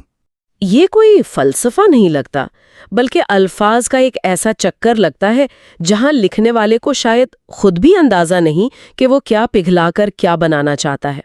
असल में लोग मीनिंग या मानी का लफ्ज बार बार इसलिए इस्तेमाल करते हैं क्योंकि ये पढ़ने वाले पर एक खास रूहानी या जज्बाती रोब डालता है। लिखारी को लगता है कि अगर वो ये लफ्ज इस्तेमाल करेगा तो उसका जुमला काफी गहरा और अहम लगेगा, चाहे मंतकी तौर पर उस जुमले का कोई मकसद बन रहा हो या नहीं। जेरेड स्पार्क्स मोर की एक और मिसाल सामने आती है। उन्होंने अपनी किताब में पहले दावा किया कि मीनिंग इज कॉन्टेक्स्ट, यानी मानी सिर्फ पसे मंजर का नाम है। और इस दवा के ठीक कुछ ही आगे चलकर उन्होंने खुद ही लिख दिया कि मीनिंग कॉन्टेक्स्ट से बहुत बढ़कर है। ये तो वाज़ेह तज़ाद है। अगर मानी कॉन्टेक्स्ट है तो फिर वो कॉन्टेक्स्ट से बढ़कर कैसे हो गया? यही तो बात है। ये साबित करता है कि माहिरीन खुद भी एक ही किताब में एक ही लफ्ज के दो बिल्कुल मुख्तलिफ मफहूम तय कर लेते हैं। लेकिन इस सब उलझन के बावजूद हमें एक इंतहाई अहम पहलू को फरामोश नहीं करना चाहिए। इस बहस में एक जगह ऐसी भी आती है जहां मानी का लफ्ज अपने अंदर एक इंतहाई अजीम और रूहानी वक़्त रखता है। हाँ, जैसे जब प्रोफेसर रॉयस या स्पिनोजा जैसे लोग इस लफ्ज को इस्तेमाल करते हैं। स्पिनोजा का एक मशहूर कॉल मवाद में पेश किया गया है, bye God is meant an eternal और इन्फिनिट स्पिरिट, यानी खुदा से मुराद एक आबादी और लामहदूद रूह है। यहाँ लफ्ज मीन्ड या मानी अपने मामूली मानी से बहुत ऊपर उठ जाता है। यह दोबारा उसी एहतराम को मलूज़े खातिर रखना बहुत ज़रूरी है जिसका जिक्र हमने शुरू में किया था। जब दुनिया की तख्लीक, खालिक के इरादे और कायनात के मानी की बात की जाती है तो वहाँ मानी से मुराद डिक्शनरी की तारीफ नहीं होती। वो दरअसल किसी अजीम तर रूहानी हकीकत की तरफ इशारा कर रहे होते हैं। यहाँ ज़बान अपने मकसद की बुलंदी पर पहुंच जाती है। जब मीनिंग को कायनात या खुदा की ज़ात से मंसूब किया जाता है तो उसका मकसद मंतीकी मालूमात फराहम करना नहीं होता, बल्कि इंसान को उसके वजूद के सबसे गहरे सवालात से जोड़ना होता है। इन हवालों में लफ्ज़ मीनिंग एक इशारे के तौर पर काम करता है। तो इस सारी बहस, फलसफियाना उलझनों और ज़बान के दो किरदारों को समझने के बाद एक बुनियादी सवाल ये पैदा होता है कि रोज़मर्रा की ज़िंदगी में इस तफसीली जायजे का नतीजा क्या निकलता है। एक ऐसा शख्स जो शायद फिलॉसफी की किताब ना पढ़ता हो, उसके लिए इस तफरीक को समझना क्यों ज़रूरी है? में अगर हम ध्यान दें तो इंसान की रोज़मर्रा ज़िंदगी में बेशुमार झगड़े, गलत फहमियाँ और शदीद ज़हनी दबाव सिर्फ इस वजह से पैदा होता है क्योंकि लोग इमोशनल और सिंबॉलिक अल्फाज के दरमियान फ़र्क नहीं कर पाते। घरों में, दफ्तरों में या आजकल सोशल मीडिया पर हम देखते हैं कि लोग एक दूसरे से उलझ पड़ते हैं। इसकी वजह अक्सर ये होती है कि एक शख्स किसी लफ्ज़ का इमोशनल या जज्बाती मतलब ले रहा होता है और अपनी भड़ास जाहिर कर रहा होता है, जबकि दूसरा शख्स उसे सिंबॉलिक या हकीकी पैमाने पर परख कर उससे मंतकी फैक्ट्स मांग रहा होता है। अगर हम अपनी ज़िंदगी में सिर्फ ये समझ लें कि कौन सा लफ्ज़ हमें मालूमात दे रहा है और कौन सा लफ्ज़ सिर्फ जज्बात को जाहिर कर रहा है, तो हम लाहासिल बहसों से बच सकते हैं। इस समझदारी से न सिर्फ आपसी ताल्लुकात बेहतर होते हैं, बल्कि ज़हनी दबाव या कॉग्निटिव बर्डन में भी नुमाया कमी आती है। इंसान को हर लफ्ज़ पर उस वक्त तक मंतकी बहस नहीं करनी चाहिए जब तक कि उस लफ्ज़ का मकसद मालूमात देना ना हो। बिल्कुल, अगर कोई सिर्फ अपना दर्द या खुशी बयान कर रहा है तो उसे ट्रू ई के दायरे में ही रखना चाहिए। इंसान को अल्फाज का गुलाम बनने के बजाय अल्फाज के असल मकसद को समझना चाहिए। इस पूरे जायजे के बाद एक ऐसी सोच जहन में उभरती है जो इस तहकीक को आगे बढ़ाती है। अगर हुस्न या मानी जैसे अल्फाज का अपना कोई एक अटल और मुकम्मल मानी तय नहीं है, तो क्या हमारी सारी फलसफियाना बहसें महज ज़बान की बुनी हुई एक झूठी दुनिया है? ये वाकई सोचने का मुकाम है। क्या ये मुमकिन है कि ज़िंदगी का असल मानी अल्फाज के अंदर ढूंढने के बजाय उन तजुर्बात और रूहानी कैफियत में महसूस किया जाता हो जो अल्फाज की कैद से बिल्कुल आज़ाद हैं? हकीकत अल्फाज की सरहदों से बहुत आगे की चीज़ है। अल्फाज हमें हकीकत तक ले जाने का रास्ता ज़रूर दिखाते हैं, मगर मंजिल पर पहुंचकर उन अल्फाज की ज़रूरत शायद बाकी नहीं रहती। इसी अहम ऐलान और पूरे एहतराम और तवक्को के साथ हम आज की इस गुफ्तगू को यहीं रोकते हैं। अगले लेक्चर में हम इस किताब के अगले चैप्टर पर तफसीली गुफ्तगू करेंगे। آج کے اس گہرے فکری مطالعے میں ہم ایک ایسے موضوع کے دروازے پر دستک دے رہے ہیں جو بظاہر ہماری روزمرہ کی زندگی کا بہت عام حصہ لگتا ہے۔ جی، زبان اور الفاظ۔ بالکل، لیکن حقیقت میں یہ انسانی شعور اور کائنات کے پیچیدہ ترین رازوں میں سے ایک ہے۔ ہمارے پاس جو تحقیقی مسودے اور مضامین ہیں وہ مشہور کتاب دی میننگ آف میننگ یعنی معنی کی حقیقت کے ابواب 9، 10 اور اس کے خلاصے پر مبنی ہے۔ اور یہ بہت گہری کتاب ہے۔ ایسا ہی ہے۔ اس نشست کا بنیادی مشن ان لسانی غلط فہمیوں اور یعنی الفاظ کے اس جادو کو بے نقاب کرنا ہے جو انسانوں کے ذہنوں پر صدیوں سے حاوی ہے۔ لیکن بات شروع کرنے سے پہلے یہ سمجھنا ضروری ہے کہ یہ محض کوئی گرامر کا سبق نہیں ہے، اس کی جڑیں بہت مقدس اور گہری ہیں۔ آپ نے بالکل درست نشاندہی کی۔ اس پہلو کا سب سے دلچسپ حصہ دراصل یہ ہے کہ معنی کی بحث صرف دنیاوی رابطوں تک محدود نہیں ہے۔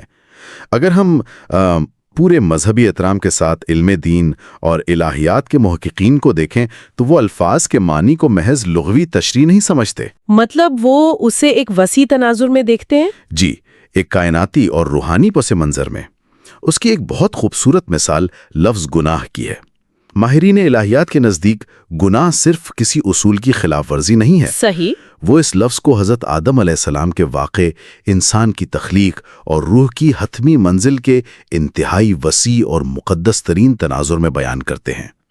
اس سے ثابت ہوتا ہے کہ معنی کی تلاش انسان کے گہرے ترین اور خالص ترین عقائد سے جڑی ایک فکری جدوجہد ہے۔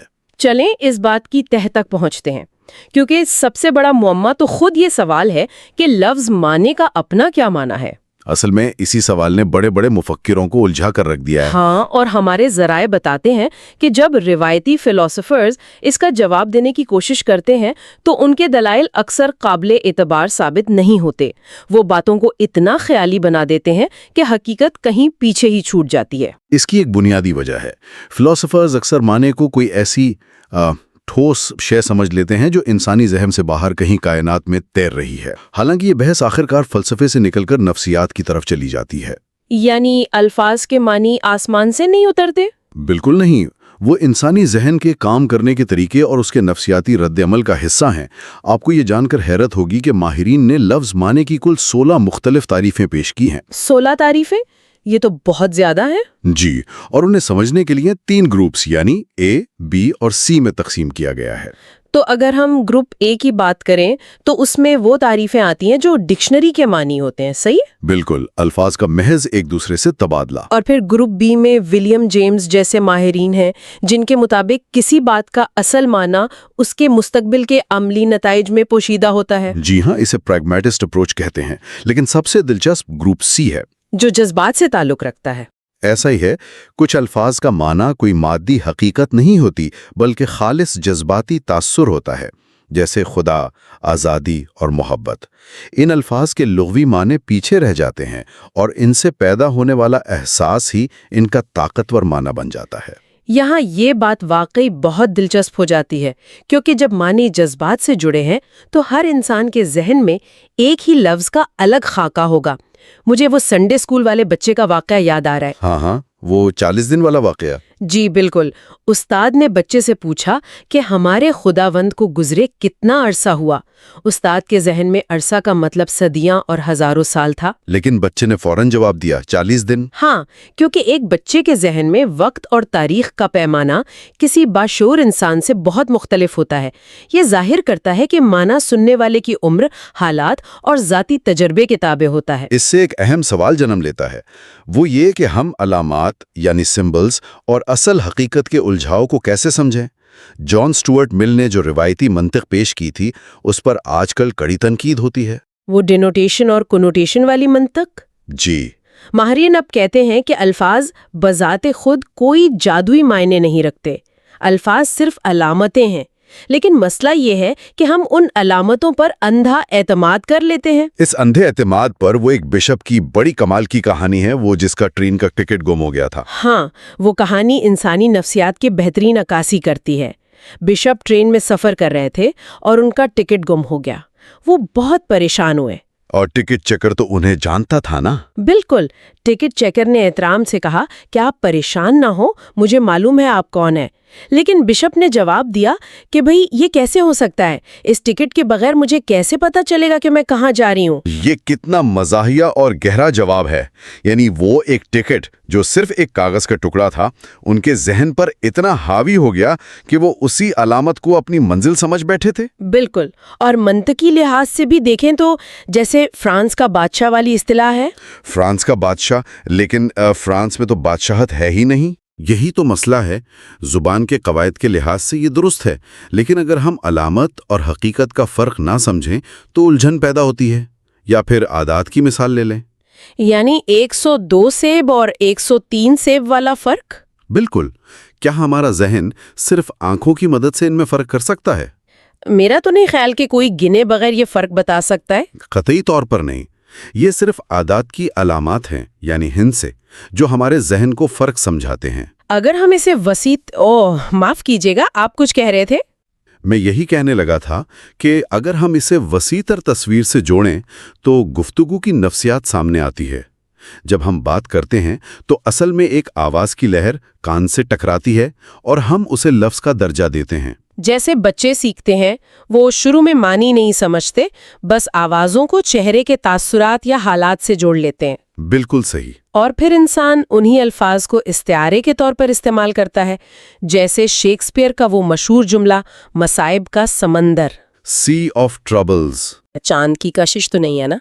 हम लहरों के ना रुकने वाले तसलसल को इंसानी परेशानियों से जोड़ रहे होते हैं। और यहीं से लिसानी नफ्सियात का एक पहलू निकलता है, अल्फाज की आज़ादी और मोहताजी।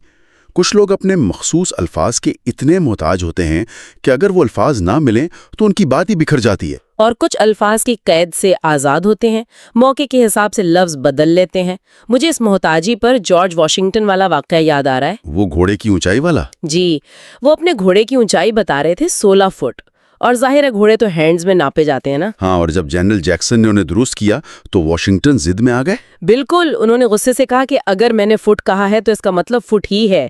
ये कितनी बड़ी मिसाल है कि सरकारी ओहदेदार या हुक्मरान अपने मुंह से निकले लफ्ज के गुलाम हो जाते हैं। वो उस लफ्ज की खातिर जमीनी हकीकत को भी झुठला देते हैं। तो इस सब का असल मतलब क्या है? हमने माने का उलझाव देखा, इशारों का सहर देखा, हट धर्मी समझी, लेकिन रवायती ग्रामर इन चीजों को समझने में नाकाम क्यों रही? क्योंकि रिवायती ग्रामर ने जुबान के 5 अहम अफ़ाल को अलग अलग नहीं देखा। 5 अफ़ाल? जी, जुबान एक ही वक्त में 5 काम करती है।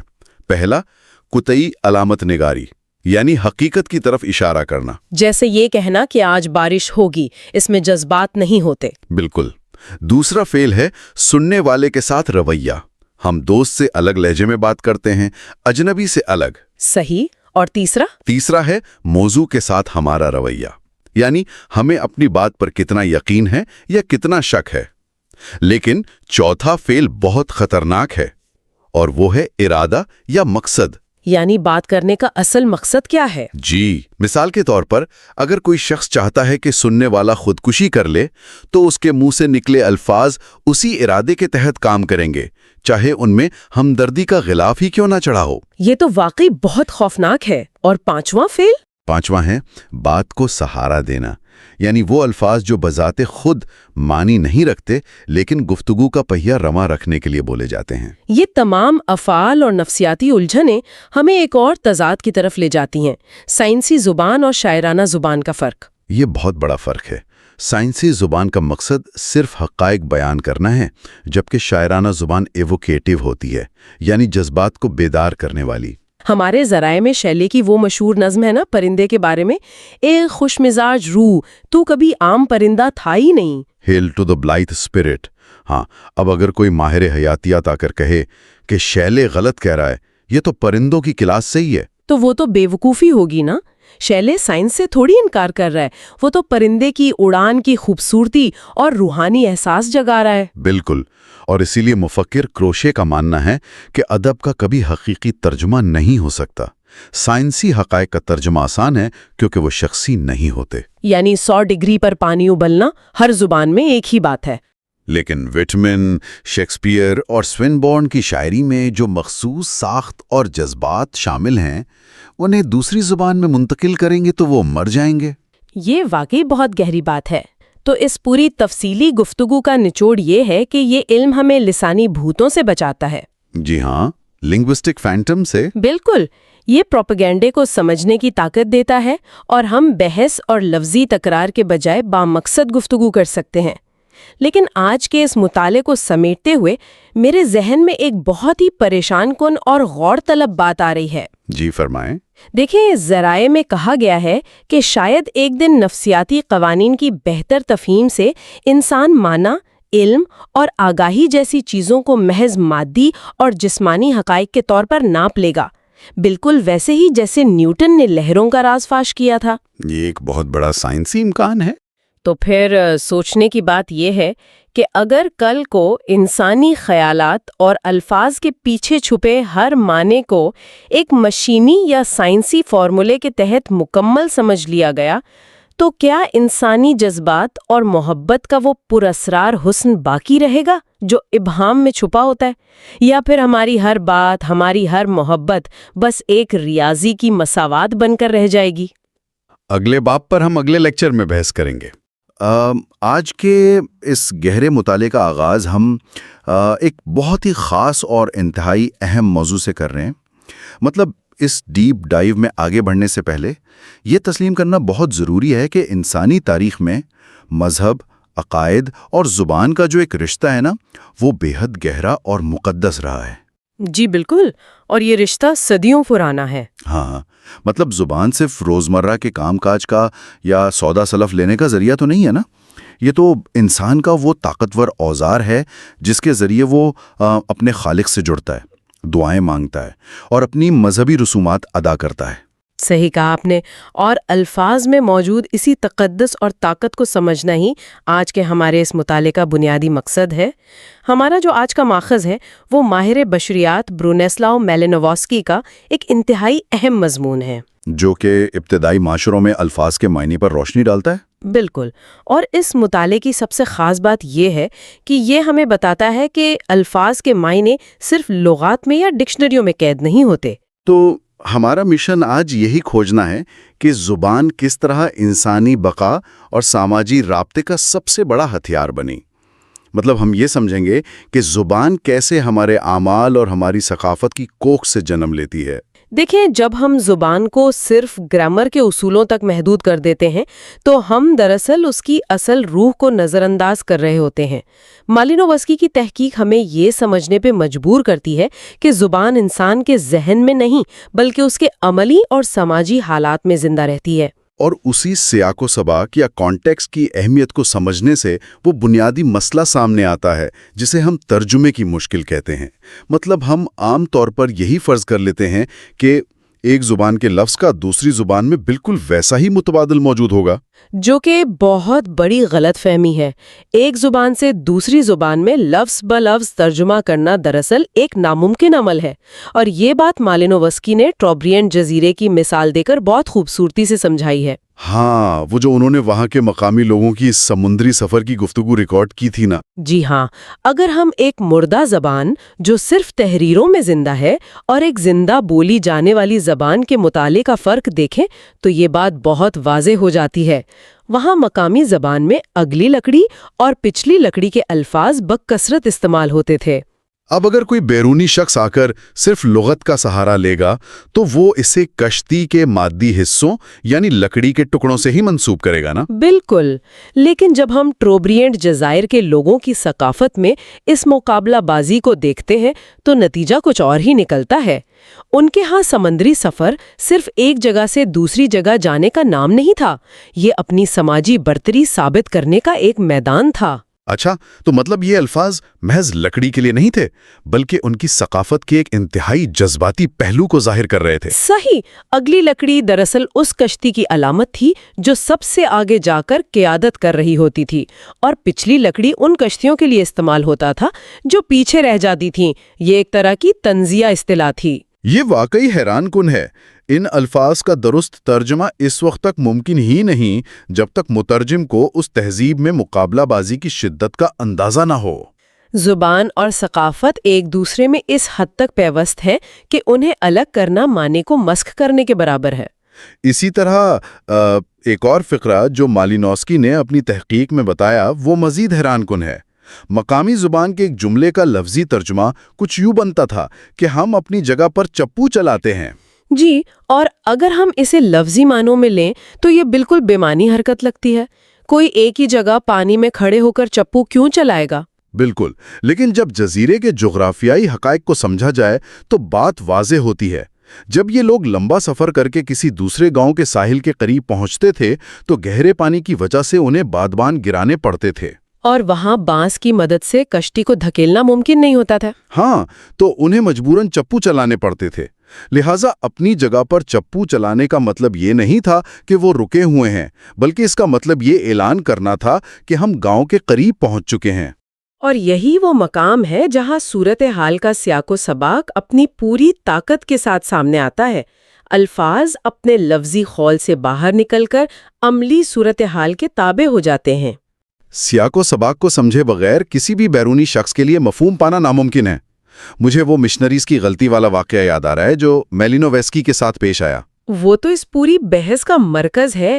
ہوا یہ تھا کہ میلینووسکی نے مشنریز کی لکھی ہوئی گرامر کی پیروی کی تھی۔ ہاں، وہ ایک دن جب گاؤں میں شور مچا کے کشتیاں آ رہی ہیں تو مقامی لوگوں نے بوگے لائمیسے کا لفظ پکارا، تو میلینووسکی نے ڈکشنری کے حساب سے اس کا ترجمہ نکالا کہ وہ آ چکے ہیں، اور وہ اپنا سارا کام ادھورا چھوڑ کر ساحل کی طرف بھاگے کشتیاں دیکھنے کے لیے۔ لیکن وہاں پہنچنے پر معلوم ہوا کہ کشتیاں تو ابھی محض افق پر ایک چھوٹے سے نقطے کی طرح نظر آ رہی تھیں، وہ تو پہنچی ہی نہیں تھی۔ دراصل یہاں مشنریز کی بنیادی غلطی یہ تھی کہ انہوں نے یورپی زبانوں کے ماضی اور حال کے تصورات کو زبردستی ایک ایسی زبان پر لاگو کر دیا تھا جس کا نظریہ ہی بالکل مختلف تھا۔ مطلب انہوں نے لفظ کے لاحقے اور سابقے کا تجزیہ کر کے اسے ماضی کا صیغہ قرار دے دیا تھا۔ بالکل، لیکن مقامی لوگوں کی ثقافت میں کشتی کا سفر اس وقت تک مکمل نہیں سمجھا جاتا جب تک کہ وہ ساحل پر باقاعدہ لنگر انداز نہ ہو جائے۔ تو اس لفظ کا مقامی مفہوم صرف یہ تھا کہ وہ اس طرف حرکت کر رہے ہیں۔ اچھا، تو جب انہیں واقعی یہ بتانا ہوتا کہ کشتیاں پہنچ چکی ہیں تو وہ کیا کہتے تھے؟ وہ پہنچنے یا آنے کا عام لفظ استعمال کرنے کے بجائے لنگر انداز ہونے کی مخصوص اصطلاح استعمال کرتے تھے۔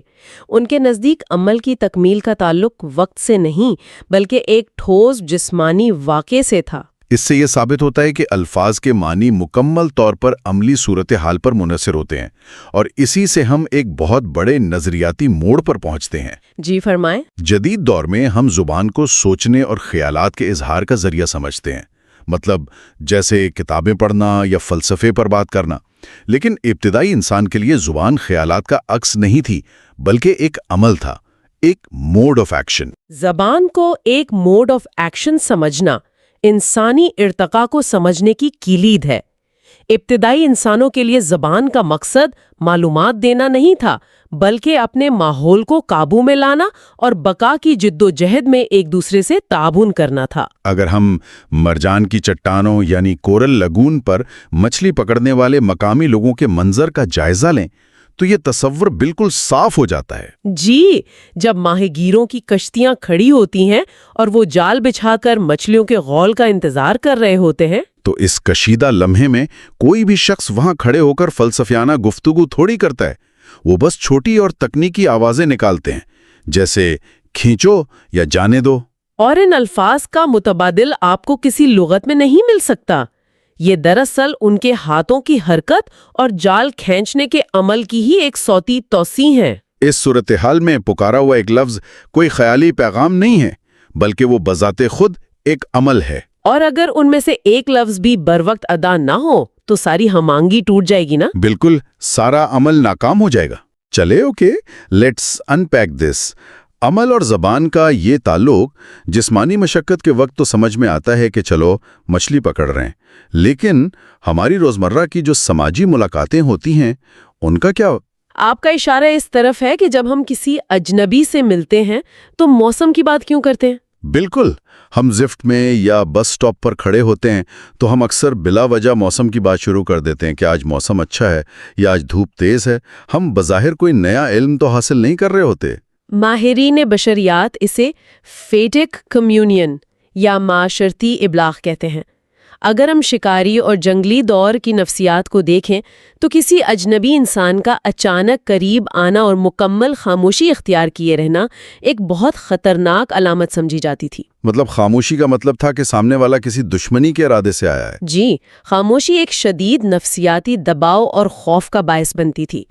تو اس تناظر میں خاموشی کو توڑنا اور چند بے ضرر الفاظ کا تبادلہ کرنا دراصل سلامتی کا پیغام دینے کے مترادف تھا. تو جب ہم کسی سے کہتے ہیں کہ آج دھوپ بہت تیز ہے تو ہمارا مقصد اسے موسمیات کی خبر دینا نہیں ہوتا، بلکہ ہم ایک نفسیاتی دیوار گرا رہے ہوتے ہیں.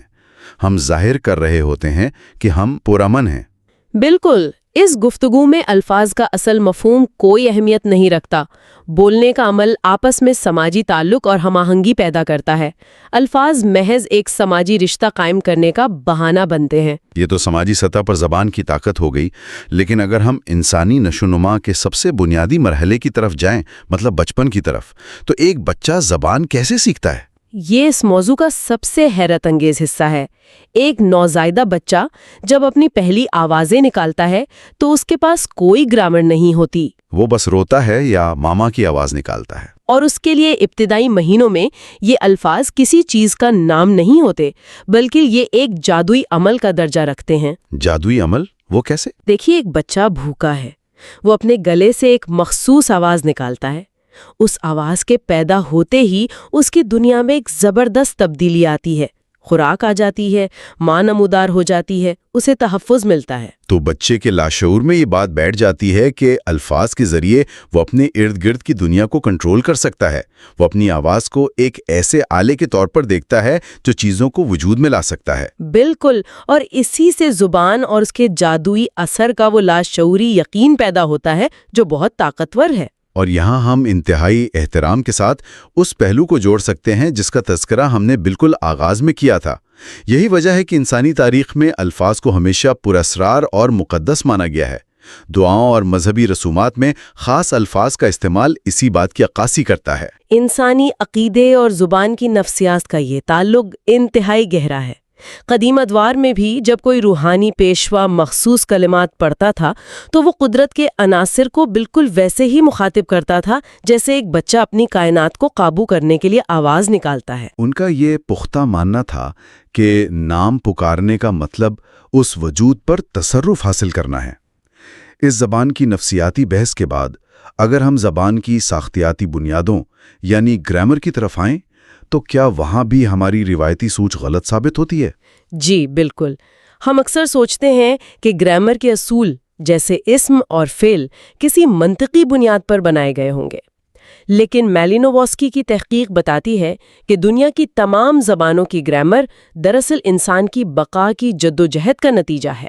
مطلب گرامر کی بنیادیں ہماری منطق سے زیادہ ہماری ضرورت میں پیوست ہیں. یہ کیسے ہوا؟ ابتدائی انسان نے اپنی دنیا کو پیچیدہ کیٹیگریز میں تقسیم نہیں کیا تھا. اس نے صرف ان اشیاء کو پہچانا جنہیں وہ چھو سکتا تھا، اوزار بنا سکتا تھا یا کھا سکتا تھا، جیسے لوگ، جانور، پودے، پتھر. اور یہی مادی چیزیں بعد میں جا کر اسم یعنی ناؤن بن گئیں. بالکل.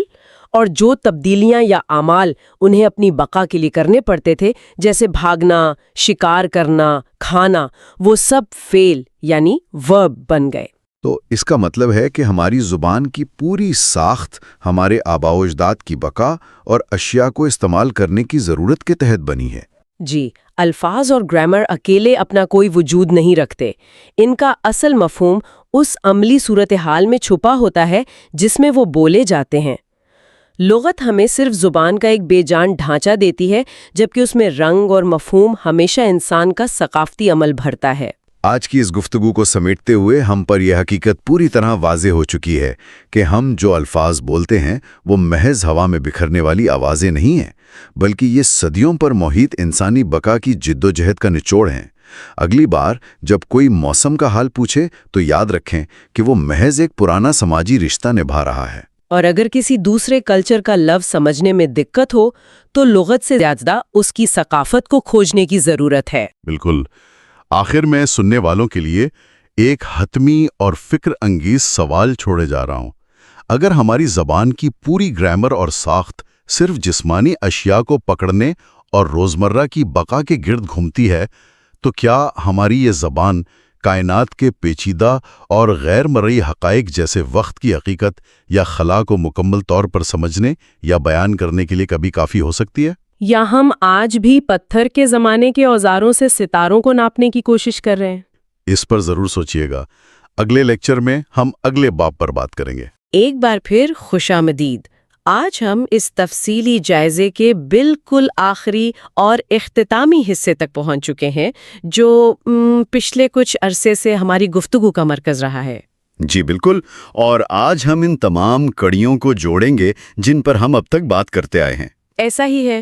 ہم ایف جی کراکشینک کی کتاب کے ضمیمہ دوم یعنی سپلیمنٹ 2 کا گہرائی سے جائزہ لے رہے ہیں، اور اس آخری حصے کا مقصد بہت واضح ہے۔ یعنی ہم یہ سمجھنے کی کوشش کریں گے کہ کس طرح علامتوں اور زبان کے غلط استعمال نے میڈیسن کو متاثر کیا ہے۔ بالکل، ہم دیکھیں گے کہ کس طرح زبان اور سائنس کے غلط استعمال نے طب کے شعبے کو ایک باقاعدہ سائنس کے درجے سے گرا کر محض ایک فن یا پریکٹس بنا دیا ہے۔ اور یہ کوئی عام سی فلسفیانہ بحث نہیں ہے کہ ہم محض الفاظ کے ہیر پھیر پر بات کر رہے ہوں۔ جی، اس کا سیدھا تعلق اس بات سے ہے کہ ڈاکٹرز بیماریوں کو کیسے سمجھتے ہیں اور پھر ہسپتالوں میں مریضوں کا علاج کس بنیاد پر کیا جاتا ہے۔ تو چلیں اس کی تفصیل میں جاتے ہیں۔ یہاں سب سے دلچسپ بات یہ ہے کہ یہ موضوع بظاہر تھوڑا پیچیدہ یا کتابی سا لگتا ہے، لیکن اگر ہم اس کی تہوں میں جائیں تو اس کے نتائج ہماری روزمرہ صحت پر اثر انداز ہوتے ہیں، اور ان میڈیکل رپورٹس پر بھی جنہیں لوگ اکثر پریشانی کے عالم میں سمجھنے کی کوشش کر رہے ہوتے ہیں۔ ہاں، دیکھیں، جب ماہرین طب خود اپنے بنائے ہوئے الفاظ کے جال میں الجھ جائیں اور حقیقت کے بجائے محض ناموں کا علاج شروع کر دیں، تو اس کا سب سے بڑا نقصان اس انسان کو ہوتا ہے جو شفا کی امید کر رہا ہوتا ہے۔ یہ اس پورے جائزے کا سب سے چونکا دینے والا پہلو ہے۔ مطلب مجھے ذرائع پڑھتے ہوئے سب سے بڑی الجھن یہی ہوئی۔ کیا الجھن ہوئی آپ کو؟ یہی کہ ہم ایک ایسے دور میں جی رہے ہیں جہاں میڈیکل سائنس کے پاس بے پناہ ٹیکنالوجی ہے، MRI مشینیں ہیں، پیچیدہ جینیٹک ٹیسٹ ہیں، اور لیبارٹریز کا ایک وسیع جال موجود ہے۔ صحیح۔ تو کوئی بھی عام ذہن یہی سوچے گا نا کہ طب اب ایک انتہائی مستند اور ٹھوس سائنس بن چکی ہے۔ لیکن مصنف نہایت وثوق سے دعویٰ کرتا ہے کہ ان تمام تر سائنسی آلات اور ٹیکنالوجی کی موجودگی کے باوجود حیرت انگیز طور پر طب نے اپنا سائنسی درجہ کھو دیا ہے۔ بالکل۔ مصنف کے مطابق ماہرین طب خود اس بات کا اعتراف کرتے ہیں کہ میڈیسن کوئی ایگزیکٹ سائنس نہیں ہے، جیسے کہ فلکیات یا کیمسٹری ہے۔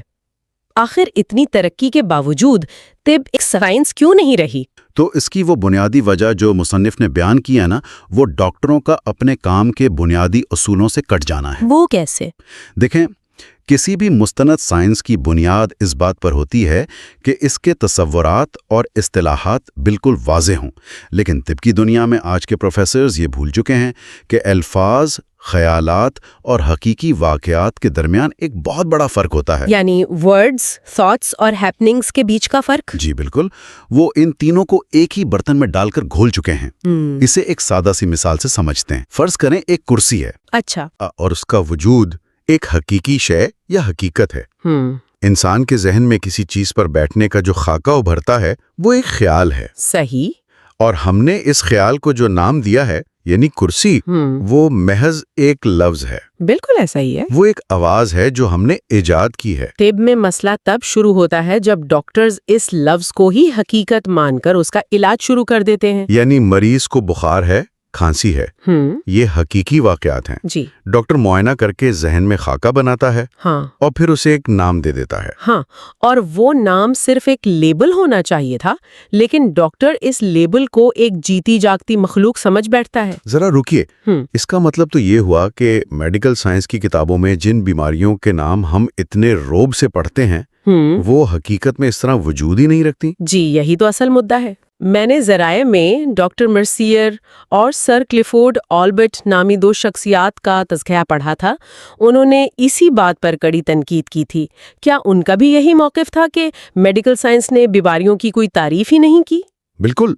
ڈاکٹر مرسیئر نے تو باقاعدہ چیلنج کیا تھا کہ ڈاکٹروں نے آج تک یہ طے ہی نہیں کیا کہ بنیادی طور پر ایک بیماری سے دراصل کیا مراد ہے. ہم بیماریوں کے نام تو گنوا دیتے ہیں، لیکن بیماری کیا ہے اس کی کوئی واضح سائنسی تعریف موجود نہیں ہے. دوسری جانب سر کلفورڈ آلبرٹ نے ان موربڈ اینٹیز یعنی بیماری کے ٹھوس وجود والے تصور کے خلاف زندگی بھر جنگ لڑی. ان کا ماننا تھا کہ بیماریاں کوئی ایسی ٹھوس اشیاء نہیں ہیں جو جسم سے باہر کہیں آزادانہ گھوم رہی ہوں. اگر یہ بات اتنی ہی واضح ہے تو پھر یہ الجھن پیدا کہاں سے ہوئی؟ ذرائع میں اس حوالے سے کچھ تاریخی پس منظر بھی دیا گیا ہے. خاص طور پر ہپوکریٹس اور گیلن کا ذکر ہے. یہ تاریخی موڑ سمجھنا بہت ضروری ہے. اگر ہم قدیم یونان کی طرف جائیں تو ہپوکریٹس، جنہیں بابا طب بھی کہا جاتا ہے، ان کا طریقہ کار بالکل مختلف تھا. ان کا سارا زور مریض پر ہوتا تھا نا؟ جی، وہ دیکھتے تھے کہ ایک مخصوص انسان کے جسم میں کیا علامات ظاہر ہو رہی ہیں، اس کا ماحول کیا ہے، اس کی خوراک کیا ہے. ان کے نزدیک بیماری کوئی آسمان سے اتری ہوئی شے نہیں تھی، بلکہ انسانی جسم کے اندر پیدا ہونے والی ایک وقتی کیفیت تھی. لیکن پھر صدیوں بعد گیلن کا دور آیا. ہاں، گیلن نے طب میں ایک ایسی خامی کو متعارف کروایا جسے فلسفے کی زبان میں اسکولاسٹک ریئلزم یا علمیت پسند حقیقت پسندی کہا جاتا ہے. گیلن نے علامات کے مجموعوں کو الگ الگ خانوں میں بانٹ کر انہیں باقاعدہ نام دے دیے. اور وقت کے ساتھ ساتھ آج کے دور کے میڈیکل سٹوڈنٹس اور ڈاکٹرز یہ مان کر چلنے لگے کہ یہ نام دراصل ٹھوس اشیاء ہیں. بالکل. مصنف نے یہاں کولمبس والی وہ مشہور مثال دی ہے جو اس رویے کو بڑی خوبصورتی سے بے نقاب کرتی ہے. ارے ہاں، وہ کرسٹوفر کولمبس والی مثال واقعی لاجواب تھی. مصنف کا کہنا ہے کہ آج کا ڈاکٹر ٹائیفائیڈ یا انفلوئنزا کو ایسے دیکھتا ہے جیسے کولمبس نے امریکہ دریافت کیا تھا.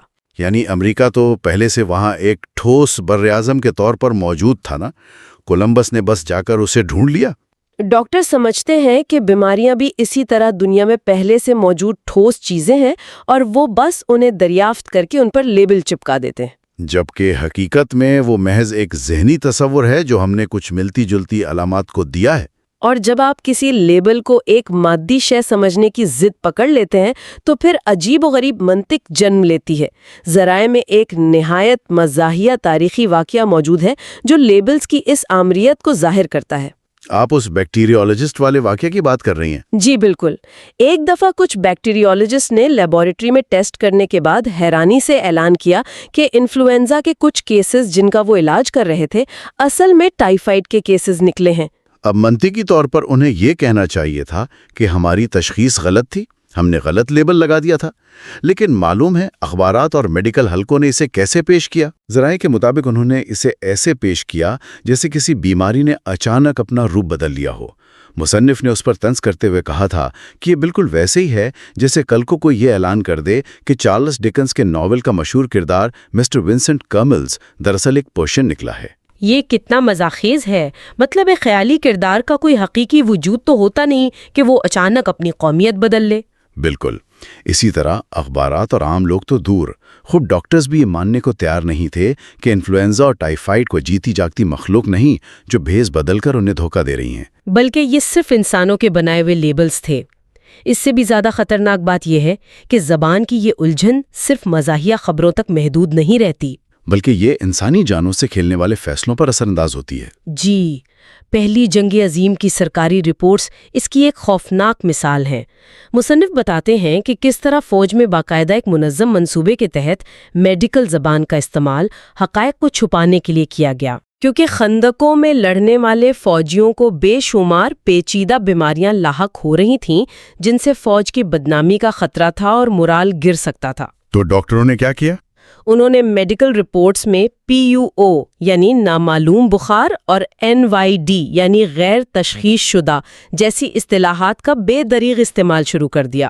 یعنی انہوں نے حقیقت کا سامنا کرنے اور اصل بیماریوں کو سمجھنے کے بجائے محض ایک نیا لیبل ایجاد کر لیا جو دراصل کوئی بیماری تھی ہی نہیں. بالکل، وہ ان کی اپنی لا علمی کا اعتراف تھا. اور پھر اسی لا علمی کو سرکاری خاتوں میں ایک باقاعدہ تشخیص کے طور پر درج کر دیا گیا تاکہ سوالات نہ اٹھیں. मकसद ये था कि नापसंदीदा बीमारियों का रिकॉर्ड पर कोई जिक्र ही ना आए। सरकारी आदाद-ओ-शुमार ये नहीं बता रहे थे कि असल में कौन सी बीमारियां फैली हुई हैं, इंसानी जिस्म किस कर्ब से गुजर रहा है। बल्कि वो सिर्फ ये बता रहे थे कि फौज के डॉक्टर्स किस बीमारी का लेबल कितनी बार इस्तेमाल कर रहे हैं।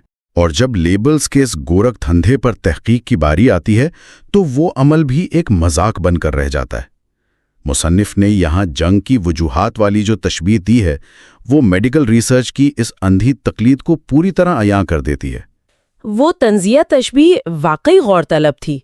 मुसन्निफ कहता है कि आजकल सरकारी सतह पर बीमारियों की तहकीक अक्सर ऐसी ही होती है जैसे कोई कमेटी किसी आलमी जंग की वजूहात जानने के लिए बैठे, और बजाय इसके कि वो उन ममालिक के सियासी, मुआशी या समाजी हालात पर बात करें, वो क्या करते हैं?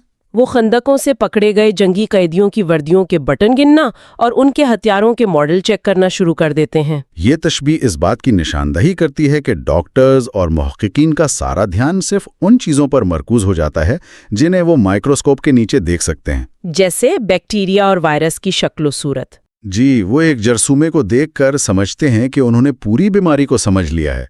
वो इस वसी तर हकीकत को यकसर नज़रअंदाज कर देते हैं कि उस जरसूमे ने जिस इंसानी जिस्म पर हमला किया है उसका माहौलियाती पसोमंजर क्या है, मौसम कैसा है, खुराक क्या है और मरीज की ज़हनी हालत क्या है। बिल्कुल, वो इस माइक्रोब को एक ऐसी एंटिटी या हकीकी दुश्मन के तौर पर देखते हैं जिसके खिलाफ वो जंग लड़ रहे हैं। इसीलिए हमारे यहाँ अक्सर ये जज्बाती जुमले सुनने को मिलते हैं कि ये वायरस इंसानियत का दुश्मन है। ये सब उसी सोच का नतीजा है जहां एक पेचीदा हयातियाती अमल को महज एक मुजस्सम दुश्मन मान लिया गया है।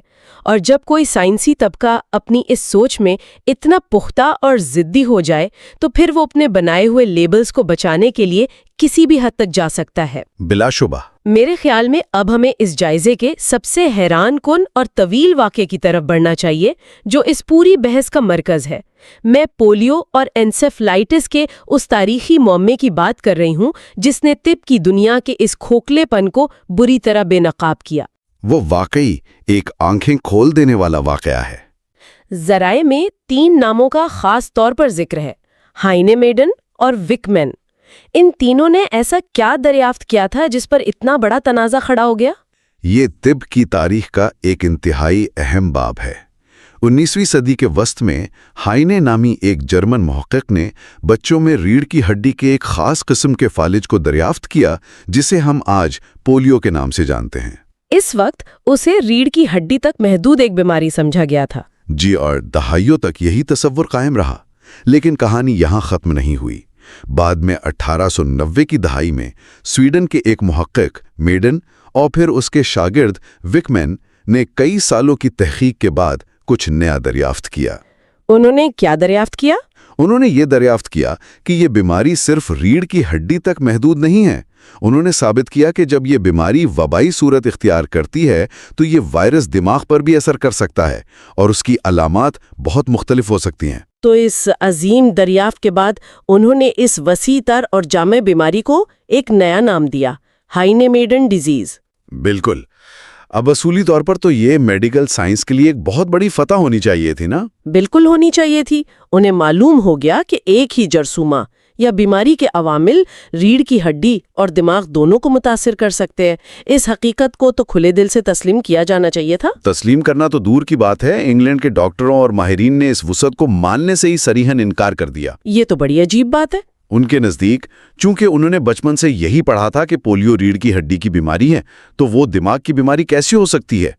उनकी सोच के मुताबिक रीढ़ की हड्डी की बीमारी एक अलग डब्बे या खाने में होनी चाहिए और दिमाग की बीमारी दूसरे खाने में। उन्हें बस अपने लेबल से प्यार था। जी, अपनी उसी जिद और पुराने नजरियात को बचाने के लिए बजाय इसके कि वो नए हकाइक के मुताबिक अपने लेबल्स को तब्दील करते, उन्होंने 2 नए लेबल इजाद कर लिए। उन्होंने दिमाग पर असर करने वाली अलामात को जबरदस्ती पोलियो एन्सेफेलाइटिस और बाद अज़ां एन्सेफेलाइटिस लिथार्जिका का नाम दे दिया और इसरार शुरू कर दिया कि ये हाइनेमेटन डिजीज का हिस्सा नहीं है बल्कि बिल्कुल अलग, ठोस और मुख्तलिफ बीमारियां हैं।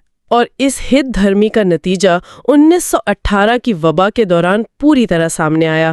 ذرائع بتاتے ہیں کہ مصنف نے اس وبا کے آنے سے پہلے ہی پیشگوئی کر دی تھی کہ ہائنے مینڈن ڈیزیز کی دماغی قسم کی وبا آنے والی ہے، کیونکہ موسمی اور ماحولیاتی حالات ویسے ہی بن رہے تھے۔ اور جب واقعی وہ وبا آئی تو سرکاری حکام نے اپنی خفت مٹانے کے لیے کیا ہیلے بہانے تراشے۔ انہوں نے شروع میں تو اسے بوٹلزم قرار دے دیا۔ جی، میں نے بھی یہی پڑھا تھا، یہ ان کی بوکھلاہٹ کا ثبوت تھا۔ بوٹولزم کا تعلق تو خراب یا زہریلا کھانا کھانے سے ہوتا ہے۔ جب یہ جھوٹ پکڑا گیا کہ یہ کھانے کی خرابی نہیں ہے تو انہوں نے فوراً پرانی فائلوں سے انسیفلائٹس لیتھارجیکا کا لیبل نکالا اور اس بیماری پر چپکا دیا۔ حکام کا دعویٰ بڑا سیدھا سا تھا۔ وہ کہتے تھے کہ دیکھو، پولیو گرمیوں کے موسم میں ہوتا ہے، بچوں کو متاثر کرتا ہے اور ریڑھ کی ہڈی پر اثر کرتا ہے، جبکہ اس کے برعکس انسیفلائٹس سردیوں میں ہوتا ہے، بڑوں کو متاثر کرتا ہے اور دماغ پر اثر کرتا ہے۔ اس لیے یہ دونوں بالکل الگ بیماریاں ہیں۔ لیکن پھر کچھ کیسز ایسے آنا شروع ہو گئے جنہوں نے ان کے اس صاف ستھرے اور من گھڑت اصول کی دھجیاں اڑا دیں۔ یعنی گرمیوں کے موسم میں بڑوں کو دماغی علامات ظاہر ہونا شروع ہو گئیں۔ اب اصولی طور پر ڈاکٹروں کے پاس کوئی راستہ نہیں بچا تھا سوائے اس کے کہ وہ اپنی غلطی تسلیم کرتے۔ لیکن ایسا نہیں ہوا۔ جی، ذرائع میں یہاں ایک فرانسیسی ڈاکٹر نیٹر کا ذکر ملتا ہے جس نے اس صورتحال سے نمٹنے کے لیے ایک ایسی عجیب و غریب منطق پیش کی جو عقل انسانی کو دنگ کر دیتی ہے۔ وہ تاش کے پتوں والی حیران کن مثال۔ بالکل، میں چاہتی ہوں کہ ڈاکٹر نیٹر کی اس مثال پر ذرا تفصیلی روشنی ڈالی جائے۔ ڈاکٹر نیٹر کی وہ تاش کے پتوں والی مثال میڈیکل لاجک اور انسانی ضد کی تاریخ کا سب سے مضحکہ خیز واقعہ ہے۔ اسے یوں تصور کریں کہ آپ کے پاس تاش کی ایک گڈی ہے۔ ٹھیک ہے۔ آپ نے ایک اصول وضع کر لیا اور پتوں کو 2 حصوں میں تقسیم کر دیا۔ ایک طرف آپ نے تمام سرخ پتے رکھ دیے اور اعلان کر دیا کہ تمام سرخ پتے ہمیشہ تصویر والے ہوں گے، یعنی ان پر بادشاہ، بیگم یا غلام کی تصویر ہوگی۔ اور دوسری طرف میں نے تمام کالے پتے رکھ دیے اور اصول بنایا کہ تمام کالے پتے ہمیشہ سادے ہوں گے، ان پر کوئی تصویر نہیں ہوگی۔ بالکل۔ اور اب آپ اسی اصول کو حتمی حقیقت مان کر کھیل رہی ہیں۔ اچانک کھیل کے دوران آپ کے سامنے کالے رنگ کا بادشاہ آ جاتا ہے، جی، یعنی حکم کا بادشاہ، جو کہ کالا بھی ہے اور اس پر تصویر بھی ہے۔ تو اب ایک عقل مند انسان کیا کرے گا؟ ظاہر سی بات ہے، وہ فوراً مان لے گا کہ اس کی تقسیم کا ابتدائی طریقہ غلط تھا، کیونکہ کالا پتا بھی تصویر والا ہو سکتا ہے۔ حقیقت سامنے آ چکی ہے تو اصول بدلنا پڑے گا۔ لیکن ڈاکٹر نیٹر اور ان جیسے بے شمار میڈیکل ماہرین کی منطق یہ تھی کہ آپ کسی صورت اپنی غلطی نہ مانیں۔ جب وہ حکم کا بادشاہ ان کے سامنے آیا تو انہوں نے یہ اعلان کر دیا کہ نہیں، ہمارا اصول غلط نہیں ہے، دراصل یہ ایک سرخ پتوں والی قسم کا کالا پتا ہے۔ یہ ایک سرخ پتوں والی قسم کا کالا پتا، کمال ہے۔ انہوں نے بالکل یہی کام پولیو اور انسیفلائٹس کی اس وبا کے ساتھ کیا۔ جب کیسز ان کے بنائے گئے لیبلز کی حدیں توڑنے لگے اور آپس میں ٹکرانے لگے تو ڈاکٹروں نے یہ کہنا شروع کر دیا کہ یہ کیس دراصل انسیفلائٹس کی پولیو والی قسم کا ہے۔ اس سے بڑی ذہنی قلابازی اور کیا ہو سکتی ہے؟ مطلب اپنی غلطی ماننے کے بجائے حقیقت کو ہی گھما پھرا کر پیش کر دیا جائے تاکہ ان کے بنائے گئے لیبلز اور ناموں کی فرضی ساخت برقرار رہے۔ بالکل ایسا ہی ہے۔ اگر ہم ان تمام باتوں کو سمیٹیں تو ہم اس کتاب اور اس تفصیلی جائزے کے ایک جامع اختتام کی طرف پڑھ رہے ہیں۔ مجھے اس مصنف کی حالت پر حیرت اور کسی حد تک ترس بھی آتا ہے جسے ایسے ضدی اور لکیر کے فقیر ساتھی ڈاکٹروں کا سامنا کرنا پڑا۔ اور ذرائع میں ایک واقعے کا ذکر ہے جس سے مصنف کی اس شدید مایوسی کا اندازہ ہوتا ہے۔ یہ واقعہ میڈیکل سوسائٹی کی ایک میٹنگ کا تھا جہاں مصنف اپنا یہی نظریہ پیش کر رہا تھا۔ آپ اس کرسچن سائنٹسٹ اور دانت کے درد والے واقعے کی بات کر رہے ہیں؟ جی بالکل۔ یہ اس بات کا ثبوت ہے کہ جب کوئی معاشرہ اپنے نظریات میں اندھا ہو جائے تو وہ سچی بات کو بھی مذاق میں اڑا دیتا ہے۔ ہوا کیا تھا اس میٹنگ میں؟ جب مصنف نے میٹنگ میں یہ سنجیدہ بحث چھیڑی کہ ڈاکٹروں کو نام، خیالات اور حقائق میں فرق کرنا چاہیے تو وہاں موجود ایک اعلیٰ عہدیدار نے مصنف کا مذاق اڑانے کی کوشش کی۔ اس دور میں کرسچن سائنٹسٹ ایک ایسا فرقہ تھا جو جسمانی بیماریوں کی حقیقت سے ہی انکاری تھا۔ جی، تو اس عہدیدار نے طنز کرتے ہوئے کہا کہ صرف ایک کرسچن سائنٹسٹ ہی دانت کے درد کی حقیقت سے انکار کر سکتا ہے، کیونکہ مجھے خود اس وقت دانت میں شدید درد ہو رہا ہے اور میں جانتا ہوں کہ یہ ایک ٹھوس حقیقت ہے۔ یہ تو بالکل وہی بات ہوئی کہ مصنف کی بات کو سمجھے بغیر اس پر ایک سستا سا جملہ کس دیا جائے۔ مصنف تو درد کے احساس سے انکار ہی نہیں کر رہا تھا۔ ظاہر ہے درد کا ہونا تو ایک واقعہ ہے، ایک ہیپننگ ہے۔ مصنف کا موقف یہ تھا کہ دانت کا درد کا جو تصور یا لیبل ہم نے ذہن میں بٹھا لیا ہے وہ محض ایک لفظ ہے، وہ بذات خود کوئی مادی شے نہیں ہے جسے لیبارٹری میں رکھا جا سکے۔ بالکل، اور اسی مجموعی مایوسی کے عالم میں مصنف کو یہ تحریر لکھنی پڑی۔ اسے ایک ایسی تھیوری آف میڈیکل ڈائگنوسس کی شدید ضرورت محسوس ہوئی جہاں ڈاکٹرز الفاظ کی غلامی کرنے کے بجائے مریض کے حقیقی حالات اور حقائق کو سمجھیں۔ اور یہ محض گزرے ہوئے کل کی بات نہیں ہے۔ ذرائع کے بالکل آخر میں ڈاکٹر سائمن فلیکسنر کا جو اقتباس دیا گیا ہے وہ اس مسئلے کی سنگینی کو آج کے دور میں بھی نمایاں کرتا ہے۔ جی، ڈاکٹر فلیکسنر راک فیلر انسٹیٹیوٹ کے ایک انتہائی مشہور محقق تھے۔ انہوں نے نہایت فخر سے اعلان کیا کہ وہ اب بھی اپنے لیبلز پر قائم ہیں اور ان کا ماننا ہے کہ وبائی انفلوئنزا اور انسیفیلائٹس بالکل الگ اور ٹھوس وجود رکھنے والی بیماریاں ہیں۔ یعنی اتنی طویل تاریخی بحث، اتنے شواہد اور وباؤں کے تلخ تجربات کے باوجود میڈیکل اسٹیبلشمنٹ آج بھی اپنے ان فرضی لیبلز کو چھوڑنے کے لیے تیار نہیں جنہیں انہوں نے خود تراشا تھا۔ یہ واقعی اس پوری کتاب کا ایک حتمی اور فکر انگیز نچوڑ ہے۔ ہم نے اس پوری سیریز میں دیکھا کہ کیسے ناموں کی اس آمریت نے حقائق کو خانوں میں بانٹ دیا ہے، اور جو چیز ڈاکٹروں کے بنائے ہوئے خانوں میں فٹ نہیں آتی اسے یا تو نظر انداز کر دیا جاتا ہے یا زبردستی پرانے لیبلز تلے دبا دیا جاتا ہے۔ ٹپ کے سفر میں ہم نے یہ سمجھا کہ جب سائنس اپنے بنیادی اصولوں اور الفاظ کے فرق کو بھول جاتی ہے تو وہ سائنس نہیں رہتی۔ یہ اس کتاب کا اور اس تفصیلی جائزے کا ایک باقاعدہ اختتام ہے، ایک بہت ہی جامع اختتام۔ لیکن اس اختتام پر ہم سننے والوں کے لیے ایک ایسا سوال چھوڑنا چاہتے ہیں جو اس جائزے کے حدود سے ذرا آگے کی سوچ کا تقاضا کرتا ہے۔ وہ کیا؟